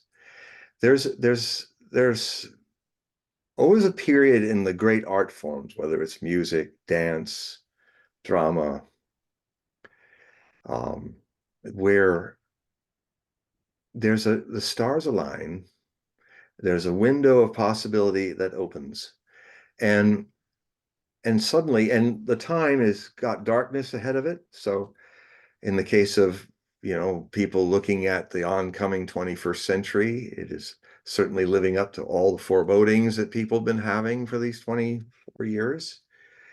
And therefore, there was a time then opening for people to go back to the real core of storytelling, which is the deepest myth, the great heroic stories, the mythology. Myth is a wonderful word. The subplot of which was the first full-bodied biography on Nostradamus, A Life and Myth. I strongly recommend all of you listening that you read it. I was surprised what reviews it got. it was I always wondered why haven't people written about Nostradamus in a full, like, 400 page, 225,000 word book, the standard biography. And because there certainly was more material from about him, because he, fortunately, a lot of his, almost everything he did survived, because he was one of the early best-selling authors of the printing press revolution. So a lot of copies of everything, even his pamphlets, are still existing, and they're finding them more and more. So if you were going to do anybody else like Ruggieri, one of his contemporaries as a magician, there's hardly anything, and um, so the I got halfway through the book and I discovered why nobody had done it before, and I had to start it all over again. I had to realize that people stopped trying to write about Nostradamus because they couldn't find the factual Nostradamus completely free of his myth. So I realized that rather than give up, embrace both, because the fact is, you cannot extricate Nostradamus from his myth. His life was a strange crossroads with the word myth, which is one of those words that has at its very basest meaning is flim flam, false, spurious. But at its highest point, it is a truth that transcends facts, a perennial truth that transcends factuality. Myth is one of the richest words in any language. And all the great myths uh, inspire us even now, if those who read them. And then Peter Jackson took this incredible, Tolkien's goal was to restore for England their mythology that kind of got lost. It's the same mythology that Wagner drew from, because basically the Angles, the English, are cousin brothers and sisters of the Teutons and the Scandinavians and all of that. And so it's interesting how they both drew from the same ring sources: the Voslunga saga, the Nibelungenlied, Snorri's Norse translations of the Norse Eddas. I mean, Gandalf is a character, and I mean, a lot of his names are outright taken from Voslunga saga, Gandalf, and all this. And um, so the thing that I hearken back to, because actually, I'll give you an example. I mean, there was a time, we'll call it the rock star art, where the population, the majority of people are into a certain art form. Every major art form goes through a cycle where it's the rock star, and the people, the masses, for a moment are into it. Now, in the 19th century, it was the late German Romantic music which dominated because of Wagner's revolution in tonality and atonality, and his unhinging keys, so that you could change, if the key had to change to let your harmonics wander, you didn't stay in B flat, you went to C sharp. He literally was starting to change the keys in Tristan, so that the Tristan chord from his opera uh, absolutely revolutionized. It's been called the source of modern music. The Beatles, all at it. Everything, it comes from that. It was a major, they called it new wave, and so it grew and grew, and by the 1870s and 80s and 90s, it was the dominant. Everyone went to the opera house to see, and there was all these new things being created, not just in Germany, but in France, in Italy, in Russia, and then, I mean, opera and music drama, Wagnerian music drama was at its peak. And it was where the go-to theater thing. And then it passed on. In fact, what happens is an interesting thing there. Oh, it seems to always have it happen with the Beatles. It happened with what Wagner did, very similar. Wagner and the Beatles shared the same courage to evolve the genre as far as it can go. In fact, very insightful, rare for his insights as far as reviewers and critics are, but Hans Hanslich was fought with Wagner all the time in his writings in Vienna, but he also could take in that what Wagner was doing was not only genius, but he openly said, if Wagner keeps going like this, he's going to end the operas. There won't be any more operas. He will have played it all out because he's evolving it so fast. Now, the Beatles are a very rare band in modern music because, unlike everybody else, they evolved constantly their sound. You start with Love Me, Yeah, Yeah, Yeah. And then you get into da dee la da dee da da da dee da da. Let me take you down, 'cause I'm going to Strawberry Hill. And then Paperback Rider. And then you're going Blackbird Living in the Dead of Night. La da dee da dee da da da. And it just kept evolving and evolving to doom doom doom doom doom doom doom doom doom doom doom. 1, 2, 3, 4, 5, 6, 7. All good children come to heaven. Rubbers. All so. And what happened was after a decade, and they could do this because they spent 2 years in Hamburg, literally getting their ears and their fingers and their bodies playing everything in rock and roll from the 50s to the early 60s. They literally had a knowledge of everything and they knew what was missing. And that's from that foundation, they went through this incredible 10-year evolution, which effectively had as its future a point where they'd all have to break up. All these other bands have tried to survive, and they've all done a thing where they've stood still. Even some of my favorite bands, like the Beach Boys, were literally, that's my folk music from I was in Redondo Beach. They were in Hermosa Beach when I was growing up. This is my peasant folk music, Beach Boy music. And I love it. But they kept hosing down Brian because Brian Wilson was a genius and his pet sounds are remarkable. And one of the greatest songs ever written was the 4 very deep, moody, different changes of Good Vibrations. And when the Beatles heard Good Vibrations, they were shocked. They said, my God, we're not growing enough. Look what Brian's doing.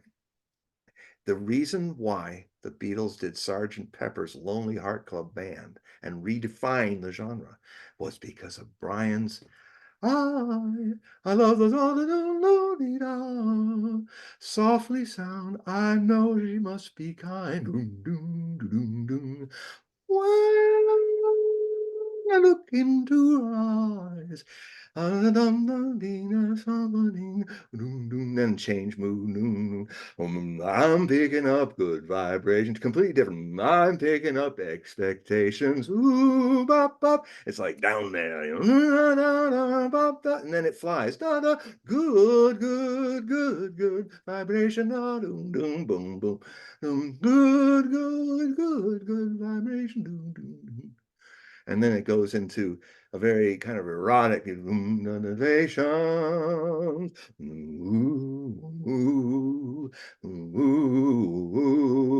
Oh, and then it's let go, release. I don't know why, but she sends me there. Oh, good palpitation. Oh, and then a completely different mode, almost like prayerful with the organ.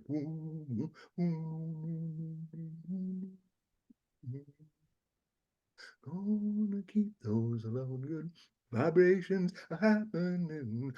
Gonna keep those loud good vibrations happening. boom, ding, ding, ding, ding, ding, ding, boom, boom, boom, boom, boom, boom, boom, and then set you up. Ding, ding, ding, dum, ding, dum, ding. Ah, good vibration, da dee da dee. Excitations goes down, da dee da. Good vibration, dee da do do do do, dee da do do. La la la la la la la la. Boom, like this fugue. Na na na na na na na na. Boo ba do. Na na na na na na na na na. Ya na na na na na na. Nee, nee, nee. Da-dum, dum, nee. That song is why Sergeant Pepper happened. And that led on to Walrus, and that led on What Magical Mystery Tour and the White Album and Abbey Road. I didn't know the history of that. Oh yeah, That's I mean the interesting. Beatles really. I mean Paul and John were going, my God, we're behind the times. Brian has just launched us into another dimension, and if without Brian, there wouldn't have been this happening. So that was also happening in these periods where an art form like popular music reached this peak in the 60s, 70s, 80s. And actually in the 80s was its beautiful peak because it was literally a time that was very similar to what happened in the Wagnerian period with music, where vive la différence, be yourself, express this form in unique ways and not all sound like some corporate guy wants you all to sound like na na na na na na na na na na na na na na na, which is kind of where all the music is now. It's like everybody's kind of going na na na in one form or another, and everybody sounds the same. I mean, um, there's a It's guy. interesting you bring up this new wave that you said that they called it new wave during the Wagner. Yeah, Nova Voca, Right. Well, Neue Voca, yeah, that in Deutsch. in the 80s, the early 80s, that was new wave. Yeah. It No, was called new wave. it's So echo. These yeah, things echo, they come back. And same in painting, impressionist painting. There was a period where Van Gogh and all this and Gauguin started, and it was like a French phenomenon, and it ended up being this huge art form for about a generation, and then it moved on into other forms that were great, but they lost the mainstream audience. They weren't rock stars anymore. They were in some more cult corner of music. You know, when Cubism and modernism happened, it didn't, but Impressionism broke the realistic form and got people more into the feeling the pictures rather than just seeing them as they are, just like the music was doing. So to the Lord of the Rings, I do not see it as an ending. I see it as a return in a new form that is now this form of, I mean, actually, a lot of epics were born out of, I mean, Lord of the Rings. And the most significant one is Avatar and Dune. Uh, I haven't seen the new Doom. I'm going to Doom. see it tomorrow. I haven't seen the first, but I know I know that book by heart. So, and all the from Emperor of Doom, Children of Doom, Doom Sire. So when in the 1980s, I was deep into that movie and into that novel. So I'm going with a friend. So they said, "Well, you haven't seen the first one? No, don't worry, I know where it goes from there." And I saw enough of what they're doing with it that actually, I mean, Villeneuve is in like Peter Jackson is and Ridley Scott with Kingdom of Heaven. If you see the director's cut, it's a masterpiece. If you see the one that's out there, mostly it's a mess. But Ridley Scott's one of his best films is Kingdom of Heaven. If you see how his director's cut, it earns everything in it. The story is made clear, and so the what's happened with Lord of the Rings is we're all now enjoying watching longer tales because of Lord of the Rings. And what's happened is things have to align. What has aligned in this is that the technologies have changed. I mean, the industrial age when Wagner was doing his stuff was very helpful. People had more money, they had more time to go out and see shows. So, you know, it's an organic thing that's happening in a period. And what has happened since people now enjoy seeing things with their own home, they can get up and take a piss whenever they want. come back to it, see a few hours of it. And what's happening is, and this thing is still growing, is that now stories are getting the time that even in the classic movies they never had to really tell themselves straight out. Lord of the Rings did that. Even though the next thing he did was a mess, the stars aligned with Lord of the Rings in that unique way where everything just fell into place. And it's not often repeated. But oh, what a glorious thing it created. And it set in motion a an interesting kind of thing where you still have all these other kind of movies and things that are a lot of it's just crap and distraction. But whenever Avatar comes up with a second movie, billions watch. Lord of the Rings was one of those moments.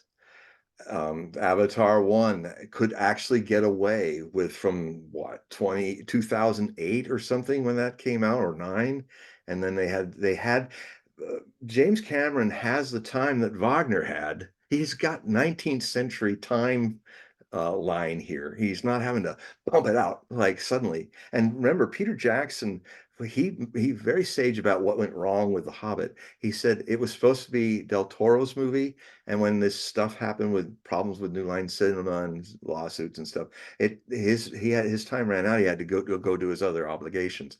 So Peter tried to save it and jump in, and when he was in the midst of it, he realized that I didn't get those 2 years to just take my time just stating what I was going to do in the Lord of the Rings. I mean, he really did. I mean, there's some great footage in those ring when you go deeper and deeper into the different programs that show you how they made it, and when they have all these people talking through the movie, all the directors and then all the writers. And oh my God, if there's ever a school of education on writing and doing movies and understanding the difference between the book genre and television and movies, this is absolute collegiate thing to I've done it. I learned a lot about my profession by listening to them talk about one of the best things as writers that they were like saying, where do we lead this? I mean, there's so many tales to be told. How do we do this even in 3 movies? And then I mean, it was Jackson's wife who's also very much involved in the work and writing. And she suddenly, it just dropped in her head. She said, follow Frodo. You know, if writers out there, you understand that if you have an epic narrative, it's very hard, it's very easy to get lost in a rabbit hole.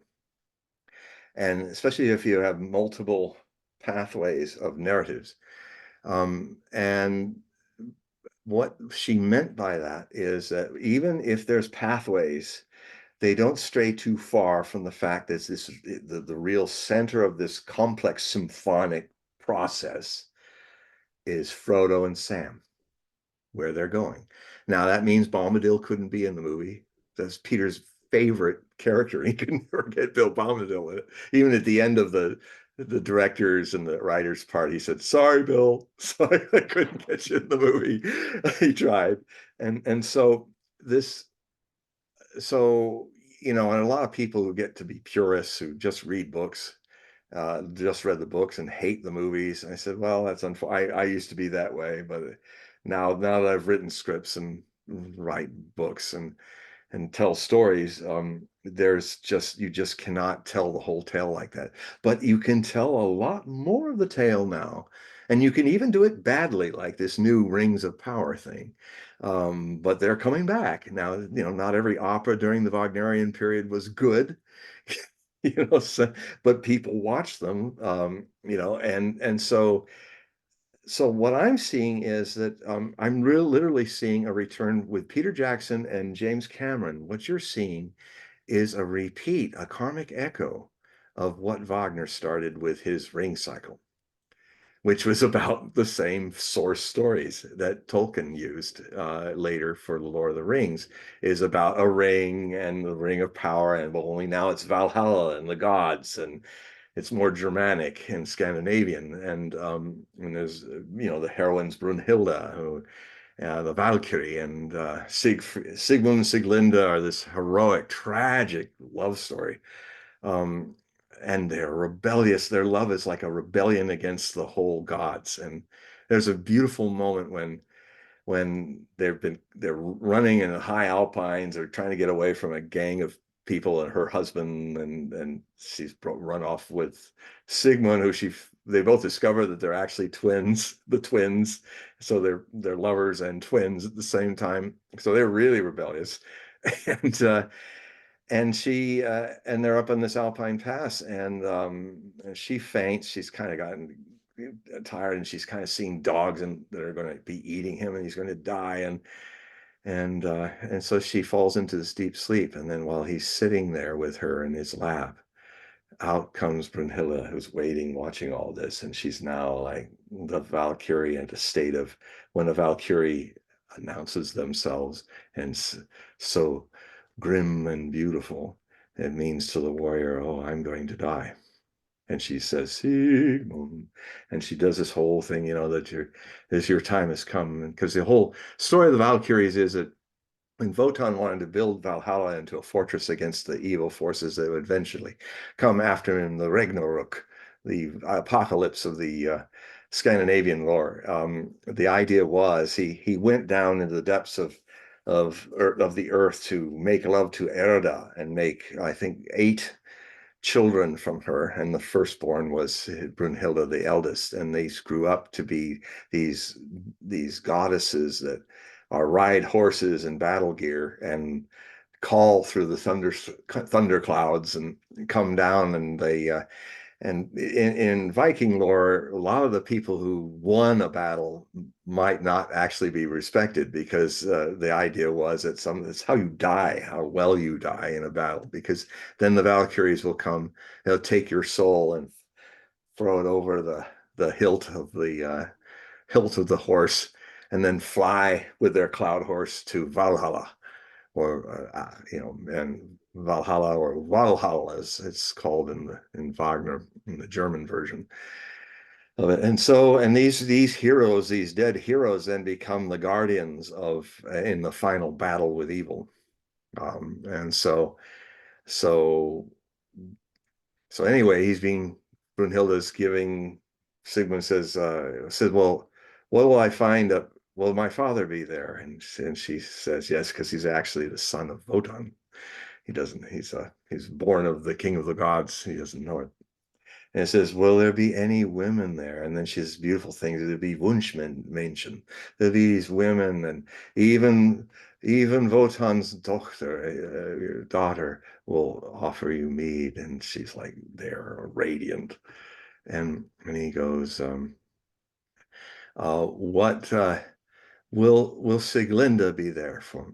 Will she also be there? And she says, Erdenluft. No, she yet has to breathe Earth's air.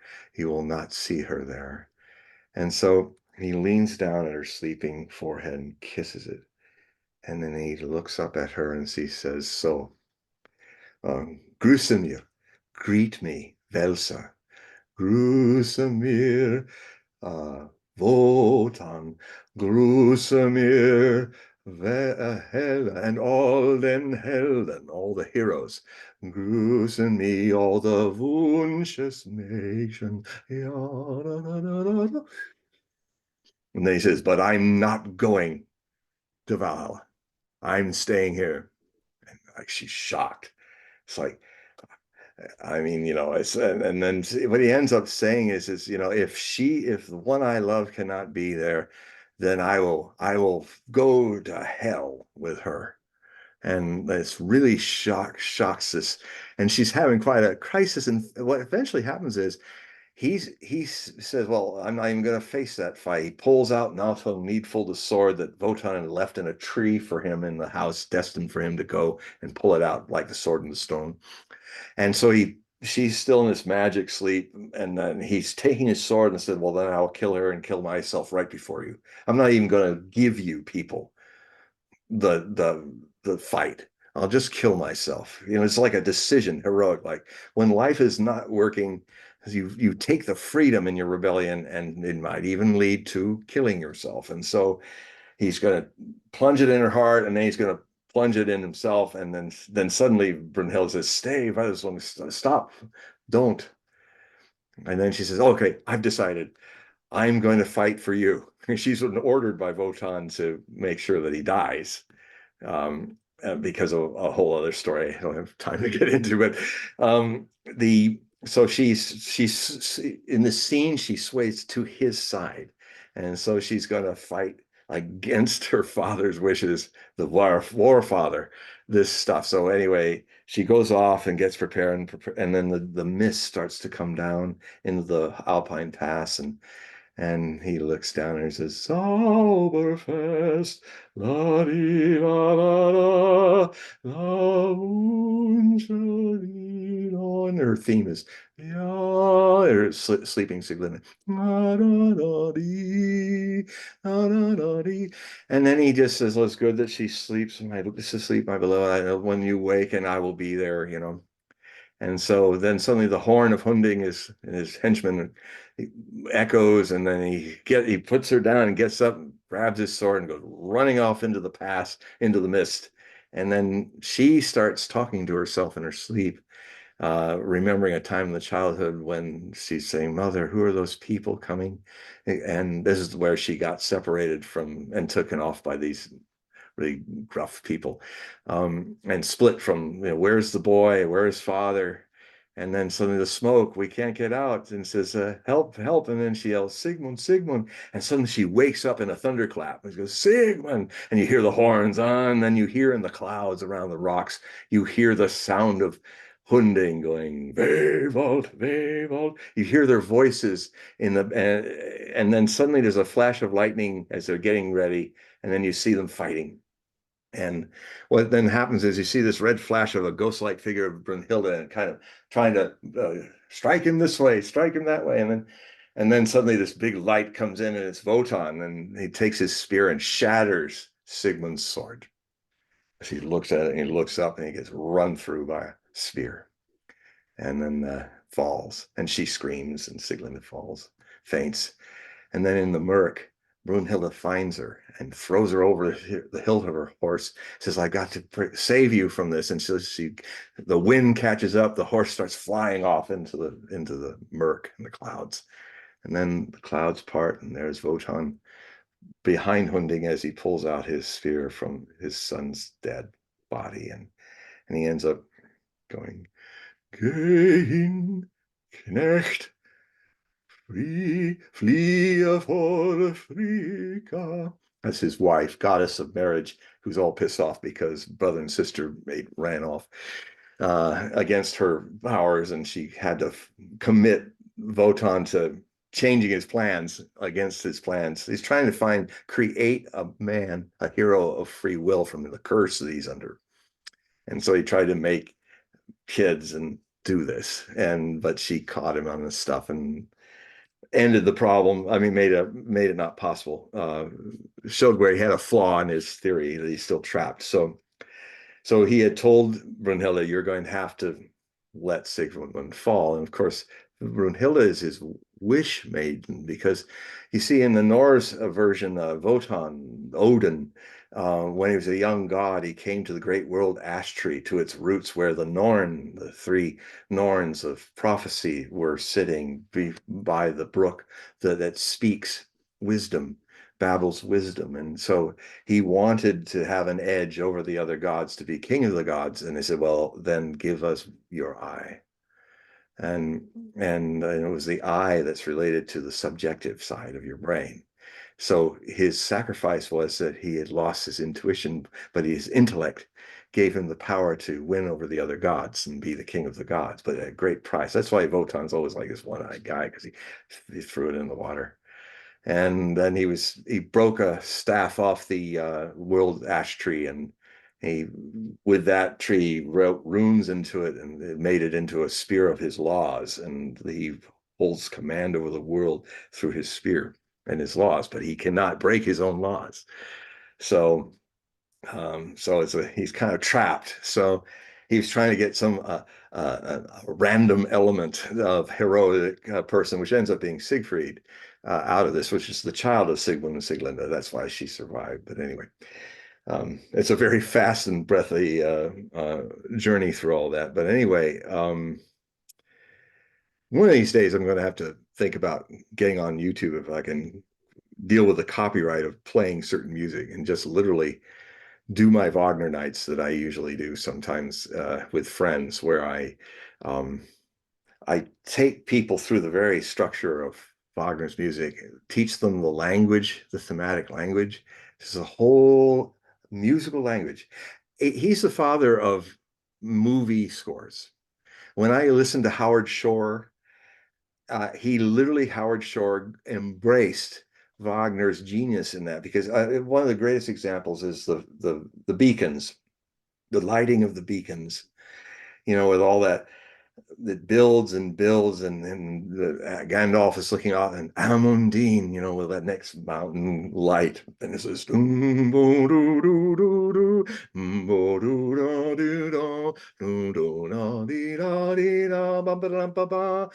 then it goes out to that beautiful 300 180-degree angle shot that they do, where there's these two guys, they see the flame and they get up and they start putting the flame in this vastness of this rocky area with a sea of fog as it turns this way, and they're waving, and then that light goes off and it goes, and then suddenly you're teleported over a mountain ridge, and you hear the Gondor theme.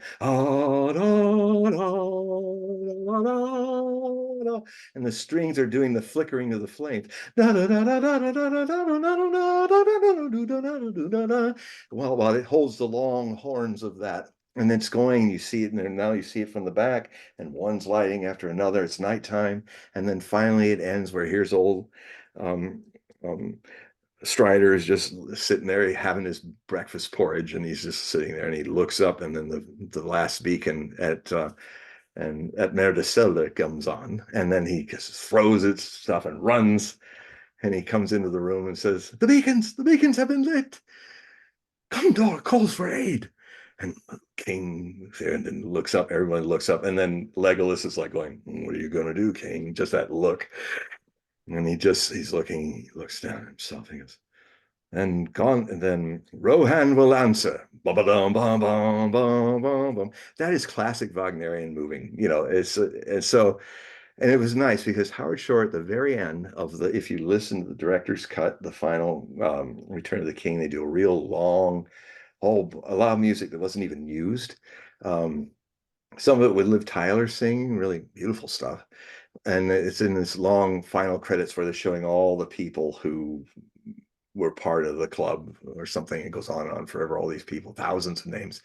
And then finally, when it's ending, and all those beautiful sketches of Lee's sketches, and there's this one part where, without mentioning him directly, he ends it by playing literally right out of Lohengrin, the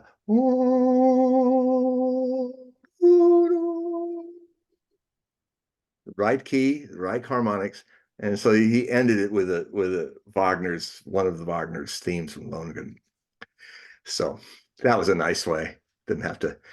That's a really beautiful way to fin. The final music is Wagner's music from Lohengrin. And not too many people notice that unless you're a Wagner geek like me. But and obviously Howard is too. Um, he also does incredible modern music, like the movie The Cell which is this interdimensional weird movie. I mean, he does a little of that with Shelob in the scene where he gets really modern, atonal and stuff. But yeah, so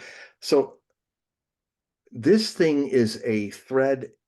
This art form is the CGI era, where the idea of Gesamtkunstwerk, a total work of art, which has like theater, sets, um, motion, music, dance, all the great art forms come together in ensemble. Well, now that is happening with the revolutionary work of James Cameron and his people, and in the way they're redefining 3D animation.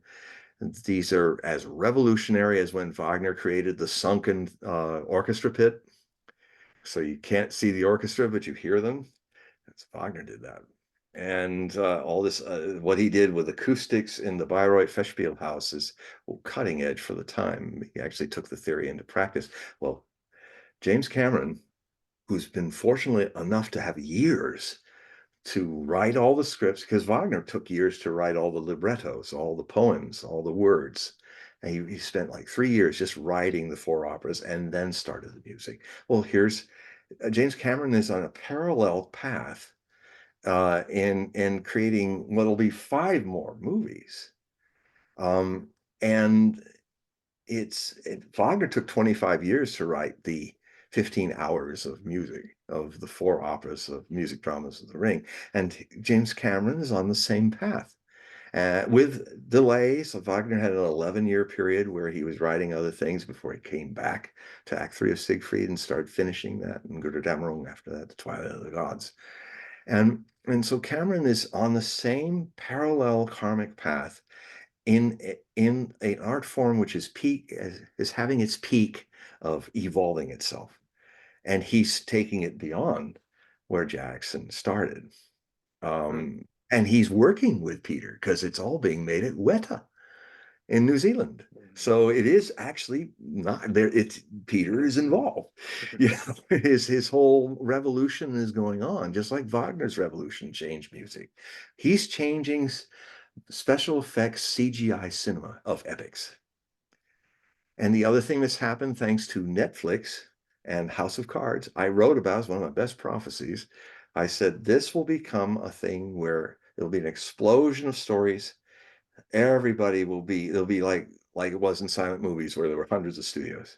This will happen again. And I didn't know it would happen. I just knew. I didn't know how. I just said, this thing is going to take off and make, then everybody's going to be making epics and people are going to want it long.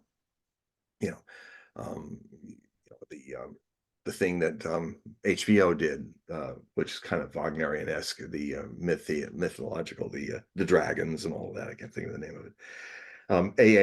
A.R.R. Martin's epic, the Thrones, Game of Thrones, that lasted years. So, and people love it long, because it's not like they have to sit through the whole thing in one sitting. They can come back. So anyway, so this thing is playing out. I think when Cameron finishes it, it'll probably just start fading again. But that's the rock star moment, because even though he's gone, he's not doing it all the time. When these movies come out, the whole world watches them. And now, you know, if there's still a world to watch them in, that will keep going until he's finished all these into the end of the 2020s. Well, I have now new hope in Hollywood. Well, It's kind of it's despite Hollywood. I mean, Wagner was despite music of the time and the mores and right, things. right. I mean, he tried to get the Vienna Philharmonic to play Tristan and Isolde, his most radical work. And after I think 69 rehearsals, he gave up. It's like what Beethoven used to fight with people, but it's not how I play. My muscles don't go there. Well, they're going to have to make them go there. Beethoven would rage, you know. He says, "I don't care about your hands. Play it." You know. And of course, what happened? Just like I was told when we were designing a book ahead of its time, the Millennium Book of Prophecy is supposed to be like a design of the future, where all the shortnesses of where you only read this far. We made it like computers all across the page. We did stuff that computers would do and online. And we were told, you can't do that. People's eyes will hurt. They won't be able to read this way. Well, we're all reading like that. Just like all those instrument people had to learn new fingering. And now the Vienna Philharmonic is the greatest orchestra in the world. But it started, they couldn't, you know, I only like to listen mostly to the Vienna Philharmonic playing Wagner and Bruckner and Mahler. It's just fantastic sound. Mm-hmm. They're the best orchestra on the planet, or they used to be. I don't know. Things have changed now, because that was the other thing that's changed. There was a time in classical music when, you know, there are times when an autocrat is a good thing. A conductor, where people, it's not democratic. You're trying to express the conductor's genius, and you have the genius to do it. And in a way, that's happening. David Cameron, he's the boss. Everybody's trying, and Peter Jackson, everybody's, all these brilliant people are not saying, well, I want to be person. No, they're all working ensemble, but there's one man at or woman at the center of it. And there are times when I think what's happened since when Schulte died, Georg Schulte, and then when Herbert von Karajan died, and when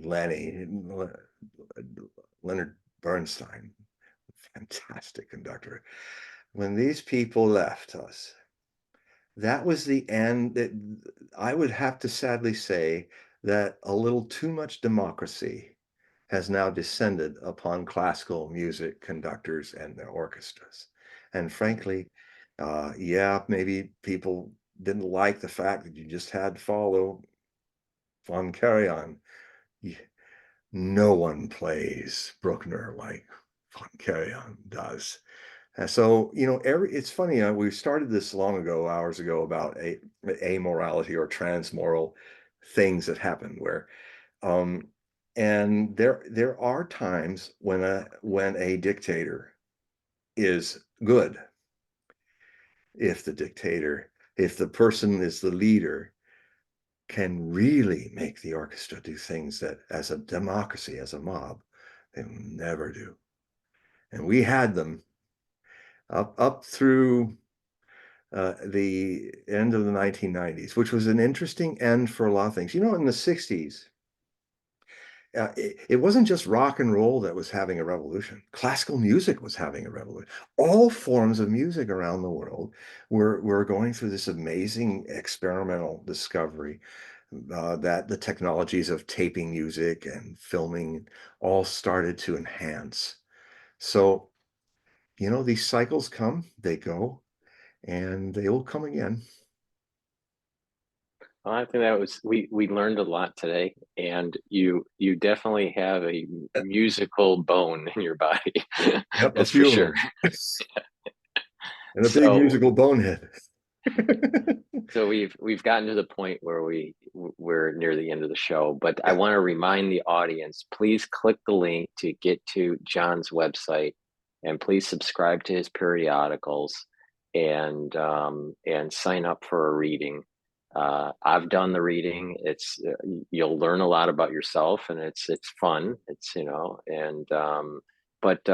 Please click the link, go to the website, and help John out so he can provide information that's enjoyable, and you learn something about maybe yourself and about the world around you. Perfect example, John. There were things that you revealed today at the beginning of the show that I had no idea. Especially with your father and that dynamic between you and your father. I didn't know that.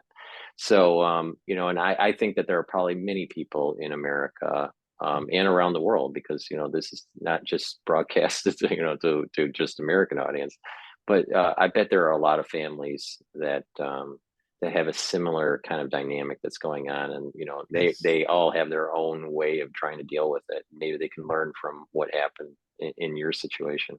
Well, this comes up in my readings. Ways to deal with it. A lot of the clients go, and it's done really in a loving way, and nobody's naked bouncing off the walls like I was in India. It's a little more civilized. Just and we all do this. We all do the best we can. And ultimately what would be very beautiful is if we can rediscover our lost innocence, because that is the Buddha. And it can be rediscovered. You cannot lose, you can forget it or be programmed by an ego coating to forget it, but it is you. And it's hard to discover it because you are it. So all the seeking is actually, all the effort is actually useless. What has to happen is a knack of relaxing in the here and now, and acceptance of things as they are and how they go. And what then simply watches is the innocent being that is emerging from the veils. Mhm. Mhm. Well, let's leave it at that. But thank you very much, John, for being on the show. And obviously, we'll do this again soon. And again, the audience, please click the link. It'll take you to John's website, and please sign up for his periodicals and for the readings. So you have to wave bye-bye to everybody. Bye bye, or as they say in Russia, poka poka, Polka polka. poka poka. All right, I let me learned that stop from it. watching. I'm an absolute fan of Luna the Pantera. This couple that have a panther named Luna or Bubka. Watch it every day. All right. All right. Let me stop the recording here.